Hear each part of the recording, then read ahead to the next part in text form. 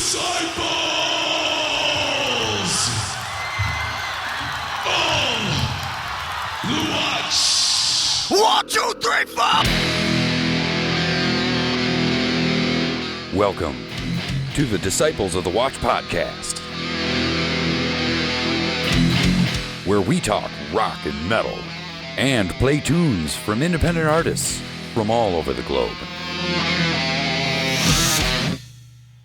And now your hosts, Gene Vogel and Nate Matnich. Disciples, thank you for tuning in for another episode of the Disciples of the Watch. In this episode, we're going to share some music, chat some news, and we'll wrap the show discussing Metal Addicts' top 10 black metal vocalists, where Gene will get my response to each one, and I also put together a list of top 10 black metal vocalists, so we'll be able to see if there's some crossover. Yes. I'm Nate Matnich. And I'm Gene Vogel. Thank you for joining us.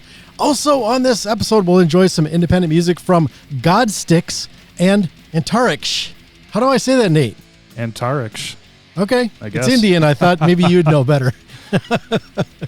Nope, that doesn't. My Sanskrit skills, I guess, don't translate there with that one. Oh, before we get to all that, of course, we got to play catch up. Nate, how you been? What's happening? Oh, man, I've been pretty good. I think you guys are hitting some high weather up there, too. But, man, we were almost 90 degrees yesterday. Gosh. And then last week we had a number of days in the 80s. And, you know, it's only March, so it's not typical.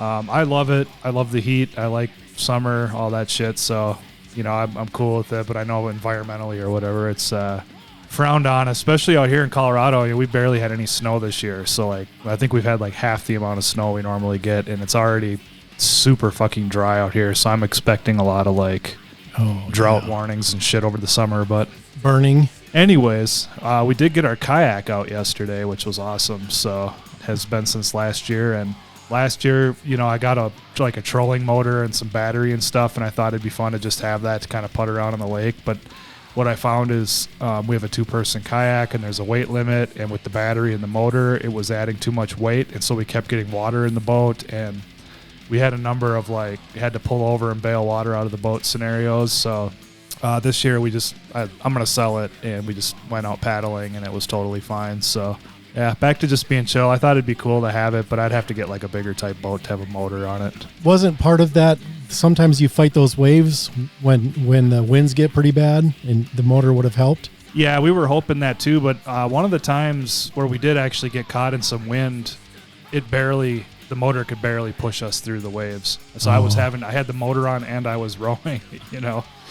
So yeah, it just wasn't what I thought it was going to be. It's too bad. I spent quite a bit of money on the whole setup, and I'll probably be lucky if I get half of it back, you know, on a resale. But, you know, there's a lot of outdoor people out here, so I'm sure I'll get somebody to buy it. Leslie's back, my wife. She went to India for 5 weeks, which is a really long time. You know, she's my best friend, and that's who I spend most of my time with. And so she was gone, and I was, you know, took advantage of, you know, watching some stuff on TV and listening to music more freely that, you know, she's not into. But yeah, it sucks when she's gone that long. But she had a really good time out there. But I wanted to talk about some of the movies that I had checked out while she was gone that are music related, because a lot of them were, and I'm only picking a handful here. I watched a lot more than this, but one of them was Spinal Tap 2. Nice. And I wasn't sure, because our society has changed in such a ways that, I don't know, that kind of humor is just almost frowned upon these days. And I will say it was very much tamed down from the original Spinal Tap, but it did have that same vein of humor, and I did find myself really enjoying watching it. Good. And so I would recommend it if you haven't seen it. I love the first one. That's just, you know, I'm not a huge comedy guy, but for comedy, that's up there with some of the best. Of course, it's, you know, music related, and as much as I'm a music fan, they just make fun of a lot of shit that's went down in, you know, music history. They kind of, you know, everybody knows. Oh yeah. You know, Spinal Tap. So that's one I need to get back to. I still haven't seen it. I was hoping you were going to watch it. You mentioned you might try to before we recorded, but it doesn't sound like you got to. I guess it's time to sit down and watch a movie and all that shit, but definitely worth checking out. There's this hip-hop movie called Belly. It has Nas and DMX and some other hip-hop people in it. I think Method Man's in it. I don't know. I hadn't heard of it before, but they non-stop smoke weed in this movie. Even Cheech and Chong movies are not as focused on marijuana as this movie was. They were like every scene somebody's smoking blunts. So I thought it was interesting. It's it's a gangster movie. It's about a drug dealer in the hood type of deal, as you'd imagine, being related to hip hop. Really cool though. I liked it. I watched Repo Man. I've seen that so many times since the 80s. That's a cult classic. I've always loved it, and the punk rock soundtrack in that movie alone makes it worth watching. But it's just kind of a quirky movie in general, anyways. So it was fun to watch that one again. And then one other one I mention is there's a movie from Jamaica called Rockers from 1978, and it's got a bunch of reggae legends in it, and it's about reggae music. I had to watch it with closed caption on because they speak a lot of patois, and I can't understand it, and they speak really fast. So I just put the subtitles up because it almost takes way too much focus to try to figure out what the fuck they're talking about. So, and it's that way in Jamaica too. I mean, if they know they're talking to an American or a Westerner, they'll speak more English. But if you ever listen to them talk to each other in patois, it's very, very difficult to understand what the hell they're saying. So, yeah. Couple movies there. This one I don't have a list, but I'm going to mention it. There's a brand new movie out called Sinners, and it takes place in the Deep South. It's kind of loosely based on some blues. It's got the Crossroads, Sold My Soul to the Devil type of thing going on. And so I'm watching this movie, and then all of a sudden it's a vampire story. And it's not a huge part of the story, but it is a critical part of the story. So it's kind of it's just interesting. I just didn't see that coming, I guess. I didn't know what to expect as the movie. I saw it was, labeled as like a horror movie, and I'm watching it and I'm like, I don't, where's the horror, And then all of a sudden there's these vampire element in it. So, but just the blues element of it was what drew me to it, and ended up really enjoying that one. So it's cool too if you like, vampire movies or that, Deep South with the Crossroads lore. How brutal was it once it became like where it was obvious it was a horror movie after the vampire stuff? I did not consider it that brutal. I think there was a couple of scenes.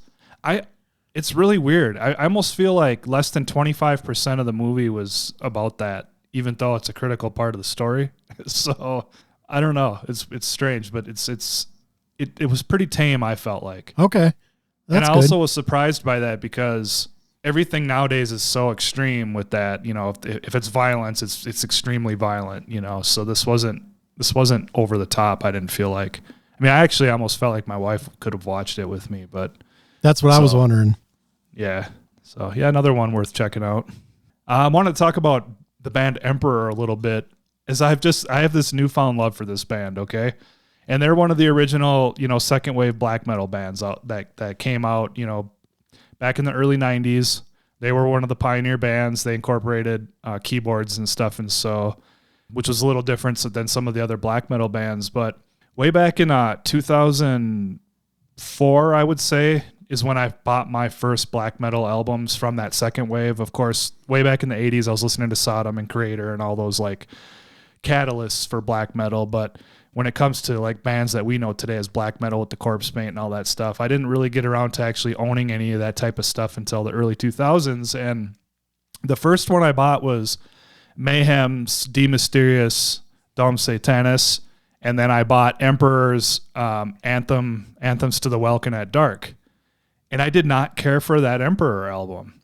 And I don't think I really cared much for the keyboards. And then there's a little bit of clean vocals mixed in with the shrieking that you would become accustomed to hearing in a black metal album. And based on that, all these years, I've just never bothered to go back and listen to any Emperor.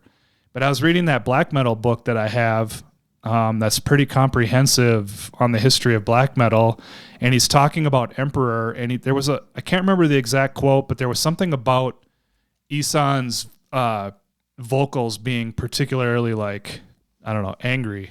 And so I thought, well, I'm going to go back and check out some of the earlier, Emperor before that Welkins album. And all of it, has keyboards in it, so that element is present in all of the Emperor stuff. But this time around, I listened to In the Nightside Eclipse, or the Nightshade Eclipse. I'm sorry, I can't remember the exact name there, but it drew me in. And so then I thought, well, I'm going to start checking out some of the other stuff. And every single album, they've got 4 studio albums. They're all fucking amazing. So I've had a total change of heart with Emperor, and I'm pretty excited about it. So as of late, just in general, when it comes to extreme metal, it's mostly centered around black metal in general. So it's just been fun. So I just wanted to kind of mention that. Cool band. I know lots of people are really into them. So In the Nightshade Eclipse is the title. That's their first studio. Yep. Cool. That one, I've been looking for that on vinyl, and it was reissued a handful of years ago, I guess, but they're all sold out, and everybody's copies of any of those copies are well over $100 for a good copy. So I'm going to have to sit on that until somebody does a reissue. I don't think I want to spend $150 on it. So have you listened to the new Exodus? I've not. I've only listened to the singles that they've released. I have not gotten a chance to. I was listening to something else when you mentioned it, I was like, oh crap, I should be listening to that too. And I just never got to it. And I didn't want to listen to it in the car with Angel yesterday, so I didn't get a chance to do it before we recorded. Okay. Well, I was at Chain Reaction Records on Friday. I popped in there around lunchtime, just flipping through their new arrivals, and I saw Exodus in there. I had forgotten it was coming out, and I almost bought it, but then I thought, I better listen to it. So I right away, I got home, back to my home office, and I put it on, and I was listening to it. And, you know, there's quite a few songs I like on it, and I think I'm going to listen to it some more, and it may lead to me buying it at some point. But I felt like about it was half and half. Half of it was just like average background stuff, and then about half of it was like, oh shit, that sounds really fucking cool, you know? But it was not so heavy that I cried, you know? And that's what when I was reading articles about this coming out, that's what I thought was going to happen, and it just isn't that. So, did you cry over the fact that you didn't cry? Yes, I cried that I didn't cry. That's I feel grateful, though, that I actually didn't buy it because, you know, vinyl's getting pretty expensive these days. So Absolutely. It's just to randomly buy something that I'm not going to listen to. And that's what I felt like. I was like, when I was listening to it on Spotify, I thought, you know, I probably would buy this. I would have listened to it one time and it'd probably be on the shelf. And I'd maybe take it out again if we did like a track by track and we updated our Exodus worst to best to see where this fits in. I'd maybe revisit it then, but I don't know that this would be one that I would go back to. And in fact, as we've talked about, Exodus is just not as popular as they are in the thrash genre and where they're at in metal. I've just never really been that drawn to that band. So yeah, that's kind of my thoughts on it. And I'm hearing mixed reviews. I'm not really hearing a lot of people raving about it, I would say. Just the cult followers of Exodus, probably. And Gary Holt. Yeah, like people like who would like anything they come out with. Yeah, of course Gary Holt's talking it up. He's the one who said it's so heavy he wants to cry. So, yeah. Well, yeah, and he was even slagging, what's his name, Zetro, regarding this release. He's like, Rob Dukes is the right vocalist for Exodus. It's like, oh, geez, dude. It's like, you said the same thing when Zetro came back. You're like, you know, now we're back together. And Zetro's, you know, we're a stronger band with Zetro. And now he's not. I feel like Zetro brings more energy to that band. Rob is a little bit flat. He got more of a better standout vocal performance versus what Rob does. Yeah. Rob's more generic sounding to me. Yes, generic is a good word, I think. It's not bad. No, it's not bad. The music, but it doesn't have that charge to it like Zetro brought to Exodus, I feel like, in my limited fandom. Well, and that's why when he was in different projects after Exodus, nobody was clamoring for those releases. It's like, you're just a cookie cutter metal vocalist that sounds like hundreds of thousands of other metal vocalists. You don't stand out. So therefore, yeah, it's not as appealing. But, you know, he can work with an Exodus and he can work with another band. You couldn't put him into a Metallica. You know, that he doesn't have the cachet that a Hetfield does is a vocalist. Couldn't put him in Megadeth. I wouldn't want to listen to him fronting Megadeth if they decided to, if Dave was still able to play guitar but not sing and decided he was going to launch Megadeth 2.0 without Dave Ellefson, then maybe, you know, I wouldn't think that Rob Dukes would be a fit for that either. You need somebody that stands out. And I think Exodus, they should have went new. They should have found some new blood, or, you know, it's too bad Rob our Mark, there I did again. God dang it. Mark from Death Angel. Not Rob, not the guitar player. I keep doing that. Mark Asagueda. It's too bad he's busy with Kerry King. And, otherwise he could have been a possible good fit for Exodus. But then again, it's too much in the family with the whole Bay Area thrash bands for him to slide into that. Becomes very incestuous. Yes. So they should have just went to the internet and said, okay, who could we find that sounds, like what we want? And but again, I know they have history with Rob and I know they like Rob. So I can completely understand that aspect of it too. You like the guy, you can tour with the guy and there's not gonna be any drama. There's not going to be any craziness that's going to make a tour collapse because you've already established this guy can do the job. Yep. They've already got history with that dude. Well, I'll be curious to hear what you think of it when you listen to the whole thing. Yeah, I do need to dig into it. If you want to do a track by track, I'd be up for that too. But I was almost going to buy it on CD, and just like you, I kind of forgot it was coming out already. For some reason it was in my head. I was thinking more in April, and when you had said or when you talked about it, or I saw it in the note, and I was like, oh shoot, I should check that out. And then I was like, should I just go buy this CD? And I've done that with a couple of those Exodus releases, and it's like you said, I rip it, and maybe I'll play it on the radio show, but I don't really want to throw it in my car. I don't cue that up. If I'm going to listen to something, I'm going to pick something I enjoy more. Yeah, there is one track I want to mention off there. It was one of the singles they released here. I just got to pull it up quick so I get the right title. It wasn't the title track one? Because I know you had commented on that one. Was that the one that I said was really slower? And Golgotha, yeah. Or Goliath, okay, yeah, Goliath. Okay, yeah, that's the one. That one is a standout.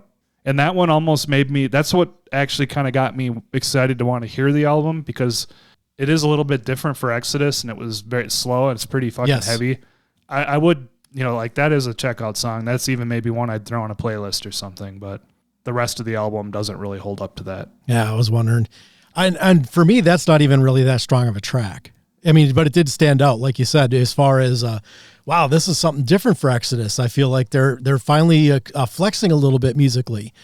But I was like, oh, nice try. And maybe it would be a grower song. I don't know. But yeah, I do need to, I got to do my due diligence. I don't want to speak from inexperience on this one, but so far what I've heard on it, it's like, it's okay. It's just typical, the way Gary writes, the way Exodus sounds, especially now that Rob's back in the band.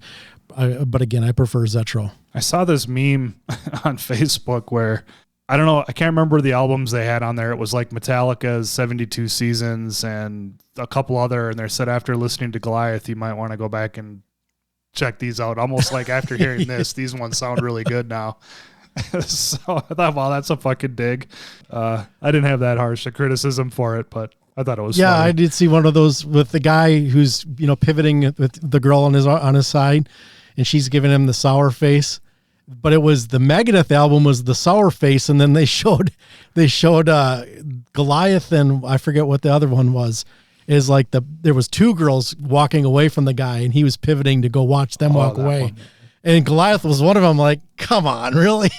I'm like, The Megadeth isn't special. Don't get me wrong, but to put Goliath in that spot, it's like, I don't. But at least with Megadeth, I've heard a lot of really good. There was a lot of good buzz about Megadeth in my opinion. And musically, it's better. And just people that we know in the music world, and I see on social media all raving about it as well.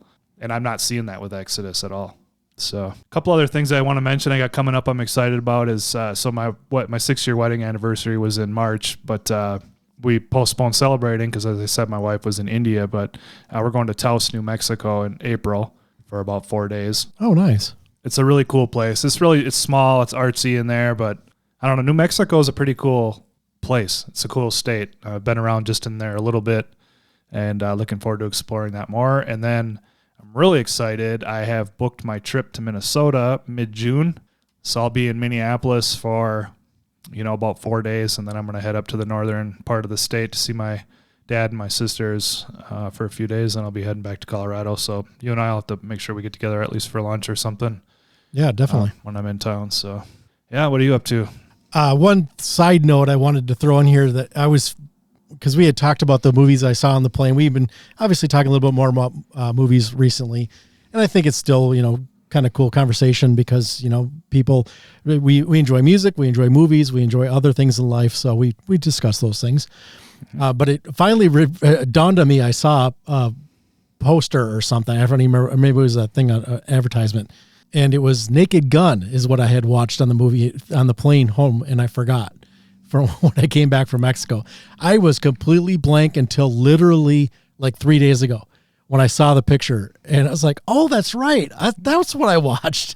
So that's how memorable it is. Yes, exactly. Now, with that being said, I did enjoy it, and but I would not recommend it. I wouldn't tell anybody to go spend time seeking it out. But I did enjoy the performances, and I thought Pam Anderson was really good in it. And that was a nice surprise. But as a whole, I was like, that's a definite, if you're stuck on a plane, then go for it. And there's nothing else to watch, check it out. But I wouldn't go too far out of your way or spend too much time out of your life to see the movie. But I was glad I finally remembered what it was, because that was bothering me from when we recorded. I'm like, why can't I remember what that movie was? I remembered everything else about that trip. And it's like, oh shit, that's why it's Naked Gun. My manager raved about that movie. Really? And so I watched it with Leslie, and we were both like, I don't get it. I mean, there was some funny parts, but even those compared to like the earlier Naked Gun movies or Airplane or any of those in that vein, it just, I don't know. It just wasn't there at all. Yep. And, agreed. Pam Anderson did a good job. I agree. She played a good role in there. Yeah. I wasn't expecting that. I was like, oh, are they shoehorning her in here? And I'm like, no, this is cool. She's doing great in here, but and that'd be the only reason to watch it. If I was going to have one recommendation is like, if you think that Pam Anderson would probably do a bad job in this film, then go ahead and watch it. If that's what it takes for you to see it. I think one of the funniest parts in that whole movie is they kept handing him a cup of coffee. Yeah. He's like driving down the road and somebody's just like handing him a cup of coffee through his window and shit. That one that got me going pretty good. Yeah, there were moments. Yeah, but it didn't. That's the callback though. That's where those movies you mentioned, they had those quirky moments like that really just were odd, that were fun. And it just didn't quite hit all the time with what they were doing in this one. But still, I'm glad I watched it, but I don't ever need to see it ever again. And like I said, I couldn't recommend it. I did watch This Thing On. It was a film directed by Bradley Cooper, who also, he co-wrote the screenplay with Will Arnett and Mark Chappell. And Will Arnett, he's been on, he does Smart Lists with those guys, with Sean Hayes and, God, why am I blanking on the most famous of the three, Jason Bateman. They do a podcast together, and they've done some Netflix stuff together and whatnot. Of course, they're all famous with all their different things that they do in life. And Jesus, why am I blanking on that show that I used to love? Arrested Development. That's another one that Will Arnett is part of with Jason Bateman. So he's the main character in it, and it's actually loosely based on the life of an English comedian named John Bishop. And they apparently even give him story credit in it.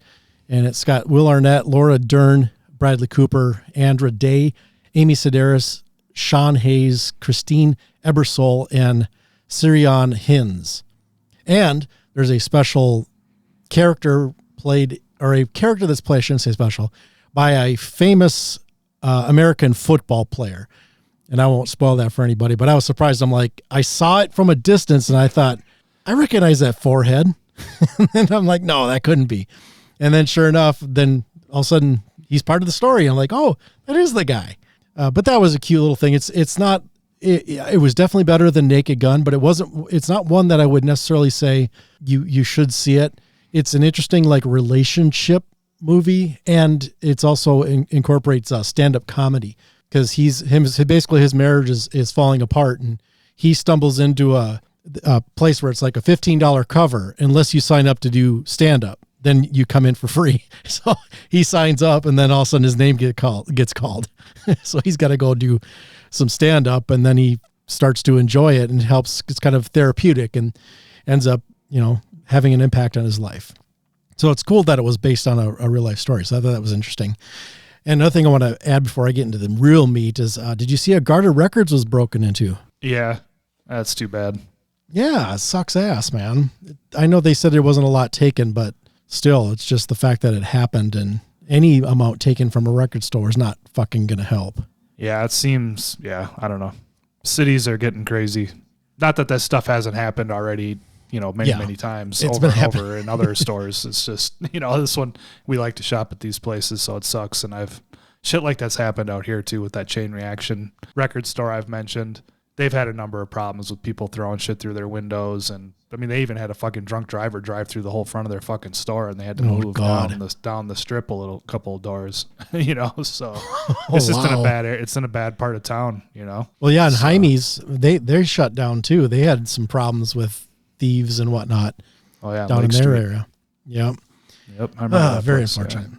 But now back to the good stuff. I went to the Overkill concert last night, which I guess technically it's Testament's concert, but Overkill, Destruction opened, then Overkill, and then Testament. And this solidified for me that I don't necessarily need to see Testament live anymore. They're not as good of a live band as Overkill, and I would die on that hill. The crowd just, I don't know, it was more active. It was like people were more involved.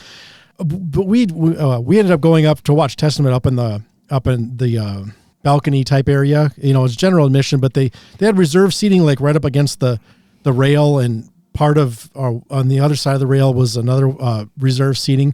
But on one side of the stage, which we were over on Eric Peterson's side of the stage, opposite of Alex Skolnick, then we were watching it from up there, and Angel kept pointing out, she's like, they're not getting like anybody body surfing like Overkill did. I'm like, yeah, they got a pick going, but yeah, she was right. Cause Overkill, it was like body after body after body were flying over around us. And it's funny cause we usually sit towards the back and just kind of hang out and watch the show. Angel got a bug in her bonnet and she's like, let's go. And she grabbed my arm and we were like 3 or 4 people, well, about 4 or 5 people back from the front of the stage. And so I was like, she doesn't usually like to get near that. I'm like, well, if the pit starts, plan your exit strategy, because there is going to be a pit.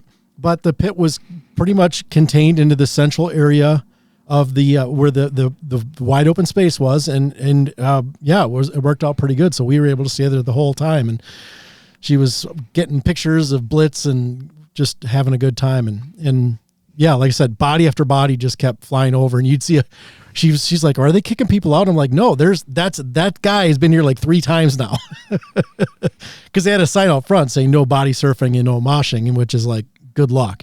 Yeah, that's been since the 80s, those kind of signs in those venues. Yeah, it's more of guidelines than rules, as they say in Pirates of the Caribbean. Yeah, so that was a lot of fun, great night. Unfortunate short set for Overkill with only 9 songs. I put it in there for you, Nate. It looks like the same set list as when I saw him with King Diamond, a year or so ago, or I don't remember how long ago that was, 2 years ago. No, about a year ago. Yeah. Okay. You're right. That I have a feeling that is the same one. And that was you saw him with the new drummer too, didn't you? With Jeremy Kling? I believe so. Yeah. And that was just the one guitarist. Yes. And they were a 4-piece last night. Dee was also unavailable because of his shoulder surgeries. Yeah. But it was still fun. The heart of Overkill for me is Blitz. As much as I miss Dee. I mean, you miss that clang, that sound he's got, the way those two are together. If Dee can't tour anymore because of this, that would suck balls. I'm hoping when this album comes out that they are going to be actually back to a 5-piece with Dee being at full strength and being able to participate. But Blitz was in good form. When they came out with The Surgeon, so we're 6 songs into a 9-song set, and a lot, they were pulling out the classics, Rotten to the Core, Hello from the Gutter, Deny the Cross. And they come out with The Surgeon, and it was like, it's almost like you kind of stalled. I was like, this after what you just went through with Scorched, Rotten to the Core, Bring Me the Night, Hello from the Gutter, Deny the Cross, and you're like, okay, now we're going to play The Surgeon. And it just like kind of was like clunk. And there was mistakes made. Jeremy, I don't know if Jeremy's going to make it long term. I'm saying this only from one show, but they've been working with him for over a year now, and he shit the bed last night a couple of times.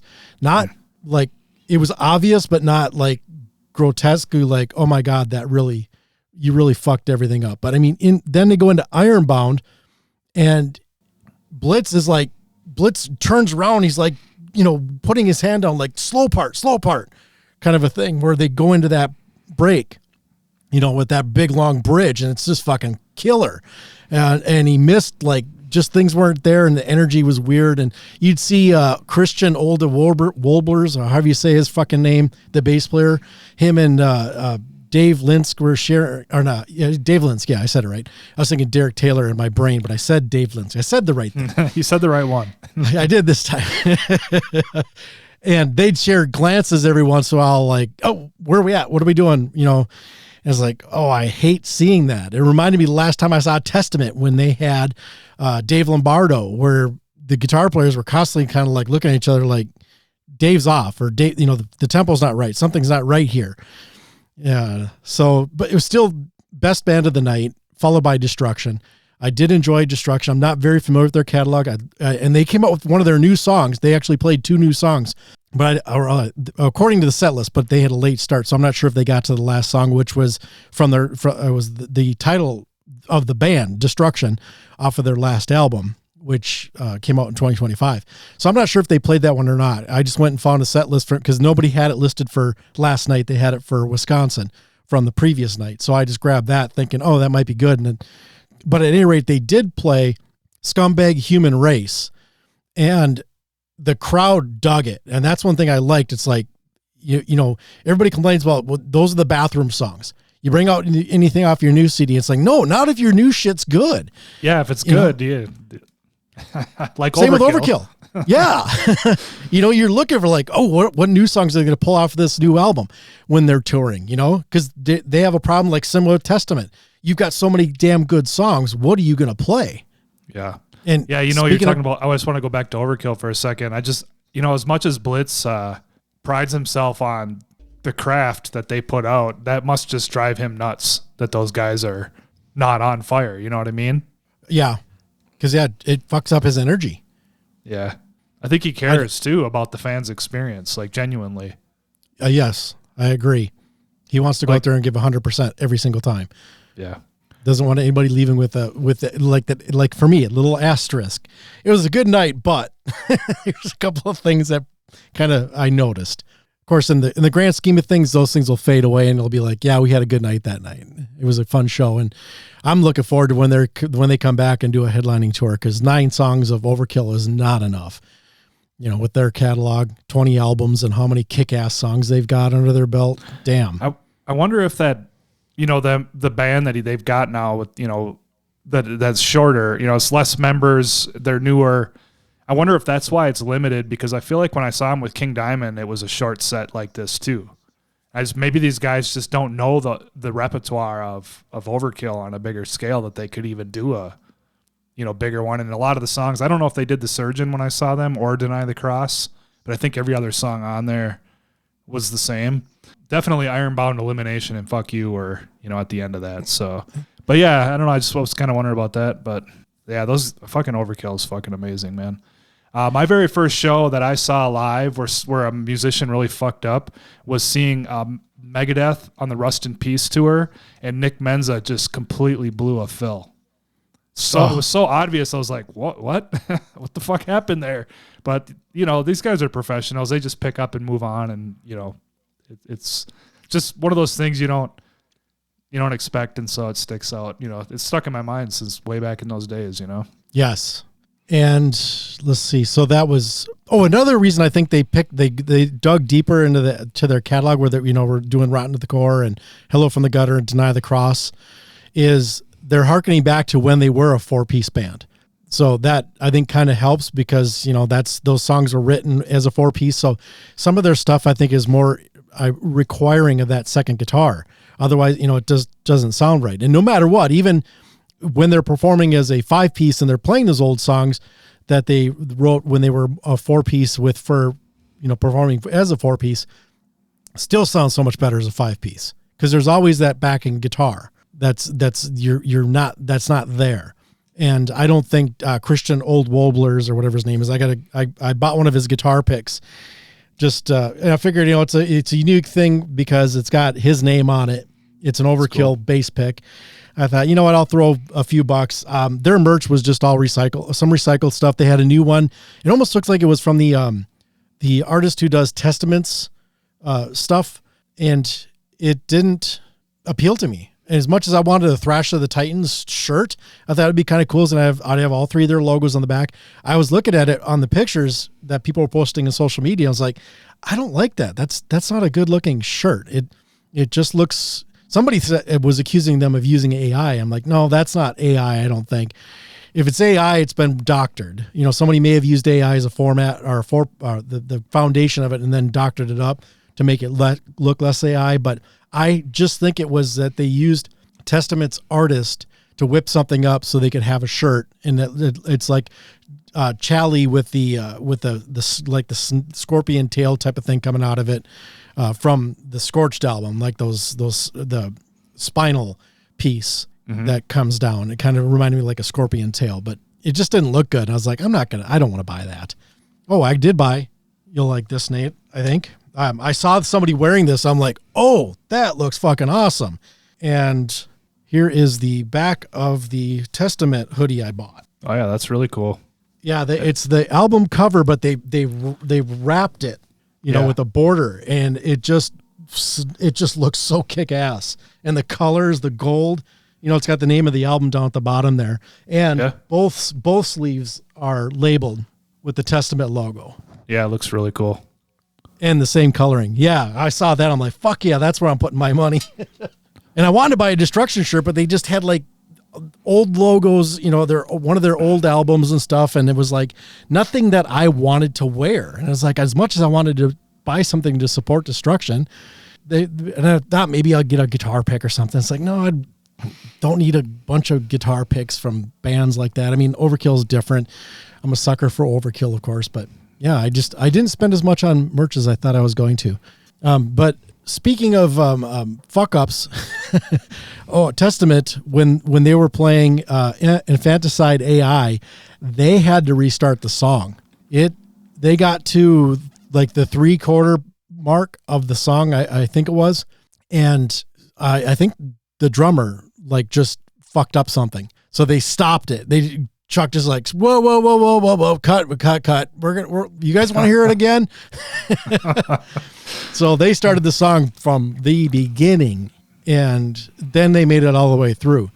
And they did play 3 songs off of the new album, For the Love of Pain, which that's, great song, Infanticide AI, and then Shadow People. Yeah, good new album. So yes, very much so. But yeah, I'm just not wowed, and I don't want to disparage the experience for like hardcore Testament fans, and I'm not trying to be competitive with it. I guess I know I did say Overkill's a superior live performer versus Testament, but a lot of people that were Testament fans still had a great night. I still enjoyed it, but like even Angel, who is not a thrash metal fan, but when she goes and she sees Overkill, she's in.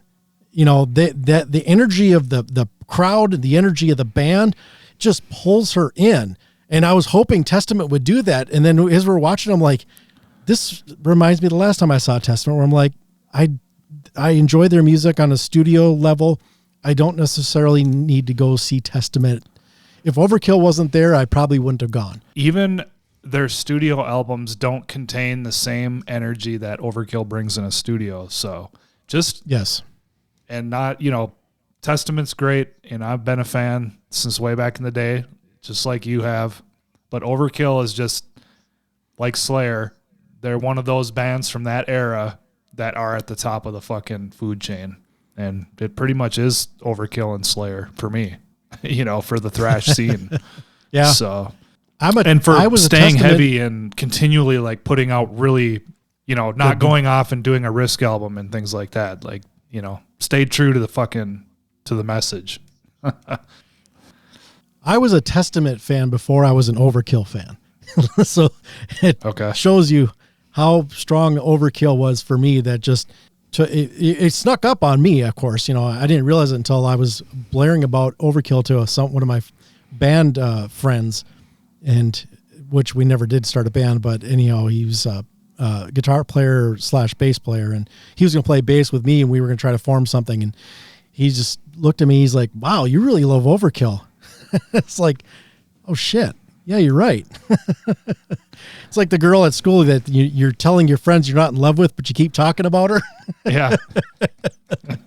Yeah, it was that kind of moment where I was like, oh my God, yeah, Overkill. I like Overkill more than I like Metallica now. And that was a big flip of the switch. When Under the Influence came out, I bought it based on the cover, and I've been a fan ever since. Right when I heard the opening, I was to Shred. I was just like, yeah, this is fucking great. And I love Bobby's vocals. So yeah, those grew on me after a little bit with, I didn't mind Years of Decay. It was more when I really spent time with Horoscope that's where that it clicked for me. One thing I did appreciate with Testament too is they did kind of spread things out a little bit. No Cannabusiness, unfortunately, though, Nate. Yeah, it was funny you were texting about that. They've got to know that that's not going to be a song in their set list. God, yeah, that's a bathroom song. Yeah, right? That might even be Leave the Venue song. Hey, but respect to Testament, though, because they have put out some really good late career albums. And yes, agreed. Not a lot of bands are able to do that, and they're one of the ones who have. Dark Roots of the Earth and Parabellum are in my top 3 for Testament. And most of those bands from that era, it's going to be their early works that are going to always be at the top of the list for me. But Testament's had some really good late career albums. So yeah, they pulled out So Many Lies, which was kind of nice. Although Chuck kind of was like, "We're going to play like a mid tempo." I know the way he presented it was like he almost like he was disparaging it in a fashion. It's like, don't. I don't understand why you would do that, or just talk about this is one of those slow headbangers, and it's like, don't worry about the tempo, just play, just go. There's some of us that are looking forward to hearing So Many Lies, if you play it well. But I know he had a prompter up. They had one of those risers up near the front of the stage, and he had a teleprompter down inside of it. So sometimes he would be standing in front of the drum kit, and you could see him reading the lyrics, but they played the ballad, and which I love the ballad. It's a kick-ass song. And I was so excited because we were talking about leaving early, and I'm like, the second to last song is the ballad. I said, I got to stay for that. I got to see the ballad. And he missed that building point where before he starts getting thrashy, I've been robbed, I've been fooled. When he gets into that part, yeah, there was that vocal part that's right before all that. And he fucking I think he thought he remembered it, and he got too far away from his monitor, and he started it. And then I think he thought, wait, is that the right thing? Or did I jump in too early or something? And he spun around, he looked at his words, and it was like the music just passed it. It was too late. There was no going back. Oh man. And it wasn't bad enough to where he needed to stop it like he did earlier in the set and say, oh, we got to start this over again. It's like you're so close to the end, but it was still a good one. And I even noticed that like Angel was kind of bopping to it. I'm like, yeah, Testament's got some good stuff that you probably would like. But for her, it would have to be in a live setting to get her to be into it like she does for Overkill. I have to wonder because, age, definitely, Chuck's getting older, as all of us are from that fucking era. But with all the weed smoking, I wonder how much that plays into him not being able to remember some of that stuff. Because I know for myself, like, especially if I'm on, like I'm smoking a lot, or pretty regular, I start to forget stuff. They talk about that with weed and with short-term memory loss and stuff. And it's fucking for real, man. Like, stuff just evaporates out of your mind all of a sudden. You could be in mid fucking sentence and all of a sudden, it's gone. You're like, what the fuck was I talking about? Or what was my train of thought just now? And you can't get it back, So I wonder. Part of that is age. Yeah, age doesn't help. Also, I want to mention, since we're talking about Testament, they're reissuing Practice What You Preach. There's a new remaster available of it. I think it's either out now or it's about to come out. And it was on Spotify. I listened to it, and I liked it. Yeah, that's already been out because I ordered that one. That came out late last year, I think. They did a reissue, but now they have a remaster, It's in the news again. Oh, okay. I'll have to clarify that. Yeah, I know they've been working through their catalog. They just did that with not The Ritual. No, Souls of Black. That was one that they just reissued. And I think that is a remaster as well. Because they got the rights back to their early works. So I know they've been working through that. Yeah, let's see here. May 8th, remastered version of Practice What You Preach is coming out on Nuclear Blast. I'll have to see if it sounds good enough to buy it again. Yeah, I thought it was funny because I was like, didn't they just reissue this? Yes. Which they did, because you bought it and I bought it as well. I bought it recently as well. And I thought that I think that Spotify has the remaster already. I don't know. I listened to it. It's a good album. That was the ballad was my intro to that band. Same. I saw that on MTV and I was like, this is fucking awesome. So, Yeah, I saw it over at Cleve Camp's house. I remember it very vividly as like, oh, that's awesome. I love this song. Yeah. Same with Metallica 1. I had the same experience over at Cleve's house watching it when they premiered it, because there was a big deal. Metallica's making a video. They said they'd never make a video. Yeah. Now you can't stop them from making fucking videos. Yeah. Put it back in the bag, man. Yeah. No, that was a big deal for Metallica to do a video for sure. I remember that as well. Lars takes a shit. They got to video it and put it out there. But yeah, wrapping up my discussion there with Overkill, they are going to be recording for a possible late 2026 release. That is officially announced. So I'm just kind of putting that there as an addendum to my discussion on the Overkill show. By all means, go, if they're coming to your town, go see them. Even if you're only mildly interested in Overkill. My wife had no interest in Overkill. She just went because I enjoy Overkill so much, and she fell in love with them. And she's been to 4 or 5. I can't even tell you how many concerts, but 2010, however many times they've been in the Twin Cities, and I've been there. The only one I missed was that goddamn King Diamond show because I was in California. But otherwise, I've seen them all. And at least I don't recall missing any other ones than that. And I try my best to not miss any of them going forward, especially because, Blitz, like, he's like, last night he's like, man, you guys are making me feel like 62 again. He's getting up there. Oh, one thing before we move on, Nate, and I know we got to get to some music and stuff. And actually, I think I'm going to throw this in here. When I edit this, I'm going to put this in, Nate. And that is Motorhead's guitarist Phil Campbell has passed away at a young 64. And I fell in love with this song, Into the Dark. That's I'm going to put in here as kind of like as a bonus track for the episode. I was going to save it to the end of the episode, but we're pretty deep in the discussion here, so I thought this would be kind of a good palate cleanser before we talk about our next pieces. But just as a tip of the cap to Phil Campbell, because he did work outside of Motorhead. He was, now I'm blanking what album he came in on. I thought I had it in my brain, or I looked it up a while ago.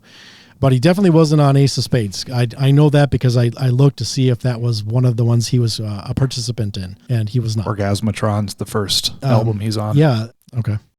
This is what they had posted on social media, and it says, with great sadness that we announce the passing of our beloved father, Philip Anthony Campbell, who passed away peacefully last night following a long and courageous battle in intensive care after a complex major operation. So, is a nod to Phil, and I want to share with you this beautiful, awesome song that I fell in love with many years ago because of this podcast and doing research for a discussion with Nate. It's called Into the Dark.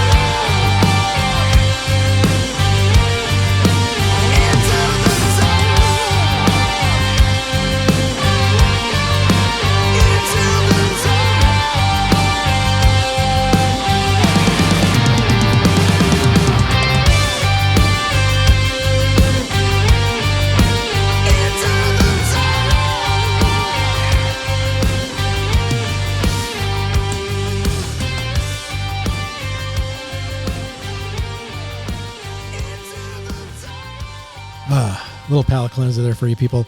Now, Nate, we got to talk about new music we've been buying. You're back on the horse, I see. Yeah, man, I keep thinking I'm going to cool out on buying records, and I keep buying more. So I got a little bit of a list. I'll blaze through some of this. I won't spend a ton of time on it, but I got some really fucking tasty ones. So I'm trying to buy the Emperor collection. So I've gotten Anthems to the Welkin at Dark, 9 Equilibrium, and Prometheus, The Discipline of Fire and Demise. All excellent albums. I have Wrath of the Tyrant EP and Emperor EP both. I've ordered them both, but they haven't come yet. And so it'll just be in that Nightshade Eclipse would be the only one that I'll be missing from Emperor. So hopefully they do a reissue on that. Emperor collection. That sounds like something you'd see at the Kmart. The Emperor line of clothing. collection. The Emperor collection. Blue Next to Light the Kathy Special on Ireland. aisle 5. The Emperor collection. Yeah. Immortal, I'm picking up, I'm trying to build that discography, especially their first 3 albums, which I'm missing the very first one. But I picked up Immortal's Blizzard Beasts, Pure Holocaust, and Battles in the North. So Immortal, they're one of the key black metal bands, from the second wave. And I think, what kind of stands them apart is their speed. I mean, they got some really fucking killer riffing, and it's just everything's really fast. So, trying to build up my my black metal, and along with that theme, I picked up Marduk's Dark Endless 2026 reissue, which is their first album. Nice. It's got some killer songs on it. Antediluvian, I got their album Logos, and I've got the Divine Punishment. They're pretty sick sounding. It's almost like I like the early Birdsome albums, but I have to kind of be in a mood for them because they're just so, the production and the vocals, and it's just so over the top that I kind of have to be in the mood for it. It's that way with Antediluvian, but they're really unique and they're really fucking dark. So I don't have any interest in getting some of their earlier like demo stuff. But Logos and The Divine Punishment are both really killer albums. I realized I don't have a lot of the early Sepultura or like the Beneath the Remains. I didn't have Beneath the Remains. I bought Beneath the Remains. That's the next one on my list, but I didn't have that one. I don't have Arise. I don't have Roots. Wow. So I'm trying to chip away at those. Do you even like Sepultura, dude? Well, shit. I got those on CD, but I'm trying to shift over to the vinyl stuff, but yeah. And, I've looked at them a bunch, and I thought maybe I had more than I had. So I finally just came home one day and looked, and I still haven't cataloged my damn collection, which you think I would do one of these days just to keep myself from double buying shit. But another one that's been on my list for a long time is Blue Cheer's Vincebus Eruptum. And I found a 2014 reissue of the mono. Oh. So I bought that one. They had the stereo version, and they had the mono version, so I bought the mono because I've been buying some of those older albums from that era on mono. They got a different quality to it than the studio recordings or the stereo recordings. I got 3-6 Mafia's first album, Mystic Styles, hip hop group. And then finally I got Clutch, their self-titled album, the one with Space Grass and Escape from Prison Planet and stuff on it. So I have not listened to much Clutch. I like that album a lot. I don't know much about any of their their discography at all. I like this album. I wanted to get it, but the only one that they had on Amazon was this collector's series. So I bought it. It's actually out for delivery today from Amazon. So I don't actually have it in my hand yet, but it's got like so I'm going to just read the little blurb from Amazon. The collector's series is a series of Clutch catalog releases reimagined and individually curated by one of the band members and reissued as part of the Clutch Collector's series. The artwork is in the vein of the original, yet strikingly different. The vinyl releases are remastered, and each album includes a numbered insert autographed by all the band members. Huh. So I thought it'd be cool. Yeah. That's my haul since our last recording. Yeah, I kept mine thin. I'm doing better than you as far as trying not to spend as much. But part of it is just, trying to, the cost of vinyl going up is insane, and that's been affecting some of my decisions. But I am also a fan of CDs, so I don't have a problem throwing down money to get a CD, unless it's like $20. There's a couple that I've looked at. I'm like, really? You're getting $20? It's like I can get, like I got here, the Lamb of God for like $15 or whatever the hell it was. And this is the first time I've actually ever purchased Lamb of God other than digital. And I don't even have a lot digitally. They're not a big band for me, but I've been paying attention to their singles that they've been putting out for this one. And I've been bringing over to the radio show at KFAI. And I was like, this is a little bit different. I don't know. There's something about what they're doing on this album that I heard, I think 3 of the tracks off of it.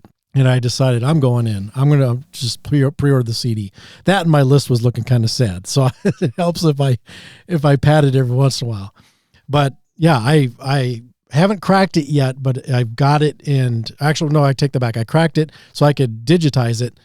And I'm going to be, I threw it in my car to spin while I'm driving at some point when I have a longer drive to where I'm going to spin something like that. I don't know. We'll see. The Lamb of God is not a big band for me either. And a big part of it is Randy. Really? And of course I don't know this guy. You're right. But he comes off as, he's just one of those musicians who thinks because he's got some fame that he should put his point of view out, and that somehow maybe that carries more weight than, Welder Joe's fucking point of view. You know what I mean? And I don't really care for that too much with musicians. It's funny because Mark Morton in his autobiography kind of talks about him being that way. He's a fucking big mouth dude and he wants everybody to listen to what he's got to say. And I don't know why that comes through in their music for me. But even years ago, before, there was all this information on the internet, when I was first kind of just listening to Lamb of God, I don't know. Yeah, it's just, they've never been a big band for me either. I would say give that new album a listen and see what your thoughts are on it. I'm not expecting you to come back to me going, oh my God, I'm a fan now. I'm a born again Lamb of God fan. Yeah, I've seen the light. Hallelujah. No, I'm not expecting that, but I'd say give it a shot, And like I said, I've heard 3 tracks off of it, and just the different vibe. There's something that feels different to me about it, and again, that's coming from an outsider. So somebody who's maybe more familiar with Lamb of God might say something differently, or they might just say, no, it's the same Lamb of God. It's just for some reason it's clicking for me. I don't know. But I digress. Corner, I picked up their last album, Dissonance Theory, one of my top releases from 2025. I picked that up on vinyl. And that, I know we didn't rank them last year or this year when we picked our top 10 of 2025. I think this would be my number 1. This album, Corner's Dissonance Theory. When I was listening to it, I was like, God dang, this thing just smacks. I love it. I'm not even that familiar with Corner. I'm maybe a slightly more familiar with Corner than I am Lamb of God. And that one just hit for me to where I was like, oh, this is top 10 or in consideration for it. And then of course it made it into my top 10. But when I listened to it after I cracked that vinyl open, I was like, oh yeah, I think this might be my number 1 from 2025. Great stuff. Definitely give that a spin sometime. I filled a hole in my collection, which I forgot even existed. I mean, the hole itself, for some reason, you probably like you with Sepultura, you figured you probably already bought that. It was one of those things you're like, well, I don't know yet, but I will eventually. And then a couple of years down the line, you're like, yeah, I bought that, didn't I? And then you look and it's like, oh shit, no, I didn't. Yeah. Been there, done that. And this was one of those for me. And that is Metal Church's The Final Sermon. And that was recorded live in Japan in 2019. It's a double CD set, the final concert with Mike Howe before he unfortunately exited this planet, of course, by his own means. But that was something that, I kind of forgot about until I was doing some shopping. I was actually placing an order and they're like, if you spend this much more, you get free shipping. And I'm like, well, that's easy to spend that much more. So I'm going to get the free shipping. And then I found it. I'm like, oh my God. I actually went and looked through my records. I'm like, do I really not own this? Did I completely skip this one? And I did. I just totally missed it. I think it was one of those things where I thought, oh yeah, it's on my to-do list. I'll get it done eventually. you know, and since I'd have my wife reminding me every other day, did you pick up that metal church? Right. Then it kind of slipped through the cracks. So now I've rectified that. I haven't listened to it yet though, but I literally got it yesterday. But with that shipment also came Rush's Roll the Bones, which they are reissuing and remastering. So I was like, okay, I'm going to get a Rush album and fill some of those holes. And then I went through my worst to best list and I started looking like, okay, what don't I own and what are stronger albums for me? And Roll the Bones was up near the top of that. Like, okay, I don't own this stuff. And I'm glad I got it. Actually, I was starting to think I should probably pull up my worst to best rankings and see if this is a stronger album for me than where I had it at in my list. Yeah. Not a strong Rush era for me. Yeah, it wasn't for me, but that first side before I flipped it over, I was like, dang, I should probably go get my list. I didn't. Actually, then I even took a break between side 1 and side 2. I don't even remember why, but then when I got through side 2, I was like, okay, maybe the second side isn't as strong, and maybe that's where things kind of backslid for me on the rankings. But yeah, I should definitely go through and do that again. But it sounded great, and just it was another like one of those warm hugs from an old friend type of vibes. You know, when you start hearing Rush, you know, you hear that coming out of the speakers, and I was just like, oh, I got to do this more often. I was even spinning live Pink Floyd. My mom came over. And I pulled out Pulse, and I was spinning that while we were sitting there. I just kind of had a low volume. We were having a conversation. Of course, she sees me pulling a record. She's like, oh my God, what are you putting on? It's like, well, what? You don't like black metal, Mom? Come on. Yeah. You don't want to hear the new Emperor? You uptight? You're going to dig the new Mayhem. No, so I'm like, it's just Pink Floyd. I'm just going to kind of put it on for a little background noise while we're having a conversation, because I don't want the TV on. I don't want that kind of background noise because that's a distractor. You know, I'm going to be looking at it and watching it, and then I want to get involved with whatever's on there.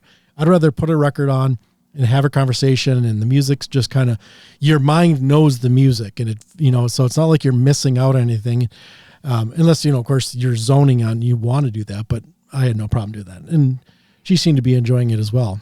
We got through two of the discs out of the 4 that's in there. But yeah, it was very nice to kind of get back to some of that stuff, and especially Rush. And now it's like, oh shoot, kind of got the bug in my brain where now I want the next one. What's my next one on my list of worst to best that I need to pick up? Because yeah, they've been releasing some of those 90s and early 2000s, remastering them and such. It almost makes me wonder if I should see if I could get tickets and fly somewhere to go see one of these shows, but they're not going to be cheap.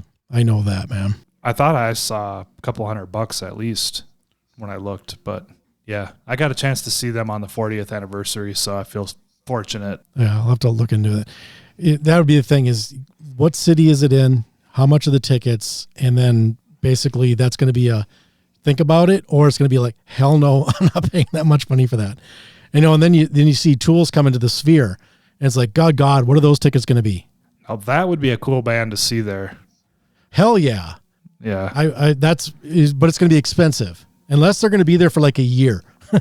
then I'll wait till they get towards the end of the run and see how much tickets are. Yeah. Metallica's doing a run there too. And I considered actually going. Yes. I've never seen Metallica. Oh, really? And I want to go to the Sphere. I'd like to see that venue. I've heard a lot of good things. Sounds pretty fucking epic. Yeah. But we'll see what happens. Especially with a band like Tool. You'd probably have to do it sober, though, just to make sure you didn't freak out. Yeah, well, you know, the spinoff of the Grateful Dead, Dead and Company, before Bob Weir passed away, they did a lot of shows there, and it's pretty. I've heard it's pretty wild with the visuals. Yeah, one of our vendors, he went there. We actually talked about that recently because he asked me if I was going to go to Metallica. I'm like, I'm not spending that money to go see Metallica at the Sphere. You know, I said, if anything, I would put that money that I'm not spending on Metallica towards a Tool ticket. And then he started talking about it. And, you know, somebody else had said, oh, have you ever been there? And he said, yeah, it's Dead and Company. It's Dead and Company, right? Yeah. Yeah. He said, I went and saw them. He's like, it was just, he almost seemed like it was a religious experience. Yeah. Yeah. I've heard it's pretty wild. And I think Tool visually would be the way better over Metallica. Yes. Yep. Yeah. Metallica would be cool as long as they didn't play anything after Justice for All. Yeah, right. Then maybe I'll buy a ticket. Which is not going to happen. No, of course not. All right, Nate. Let's take another musical break here. We got a lot of conversation going. Nothing wrong with that. So it's time to discuss what Nate's been listening to. It's time for What's Nate Been Listening To? Where we check in to see what Nate's been listening to lately.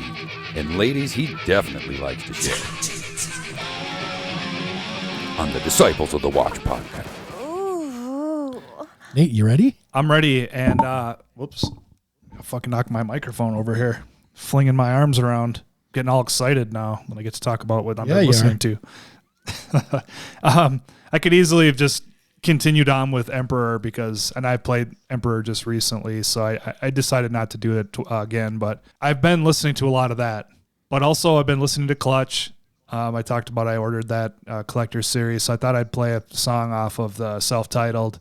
It's one you've heard, I'm sure, if you're a fan of Clutch, because I don't know. Do you know much about them as a band and their popularity? Not a whole lot about their popularity. Yeah. Yeah, I think they got a cult following, definitely. Okay. I mean, this album, I just remember being big on the radio when it came out in the 90s. So anyways, I don't have a lot of reference for the rest of their stuff. But anyways, I feel like this one was really, really well known. So people probably have already heard this song, but it's a killer one. It's called Escape from the Prison Planet. And that's the tune we are going to listen to.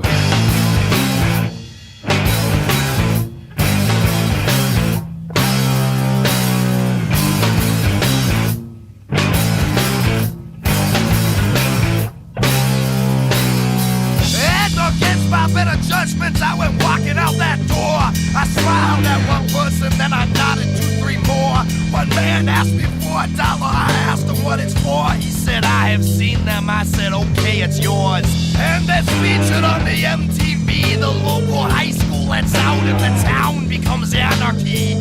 Bodies are crashed, skid marks are measured. The stories in the paper, you may read it at your leisure. Get up! Escape from the prison planet! Get up! Eject! Escape from the prison planet! And to the tune of $1 billion, I supply to the DOE some tasty little nuggets of alien technology. And as one might expect, I've been harassed for years. The men in black have been bending my ear. As a matter of fact, they were just here today, but I escaped them through a secret passageway. Once I lived there for 1,000 days. Get up! Eject! Escape from the prison planet! Get up! Eject! Escape from the prison planet! I have plans for the future, guess the futuristic plans. Move out west and buy some desert lands. Or maybe up north, just past Alaska. You know nothing of this if they ask ya. Red Rover, Bob Lazar's coming over. So honey, clear the airstrip and light up that stove. By Jove, I think it started, oh yeah. Escape from the prison planet.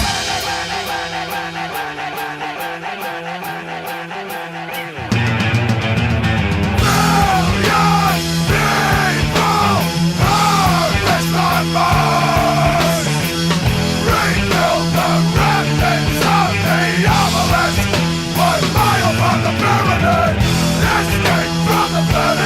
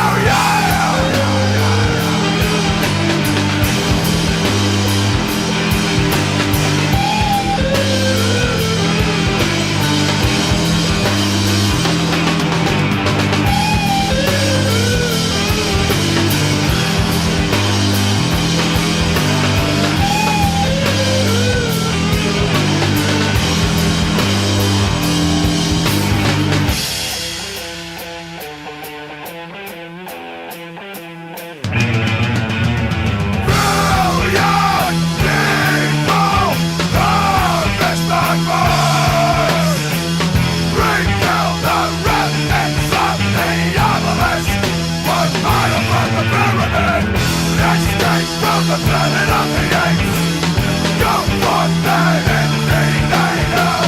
We turn the relics to the elements, and the mantis rises.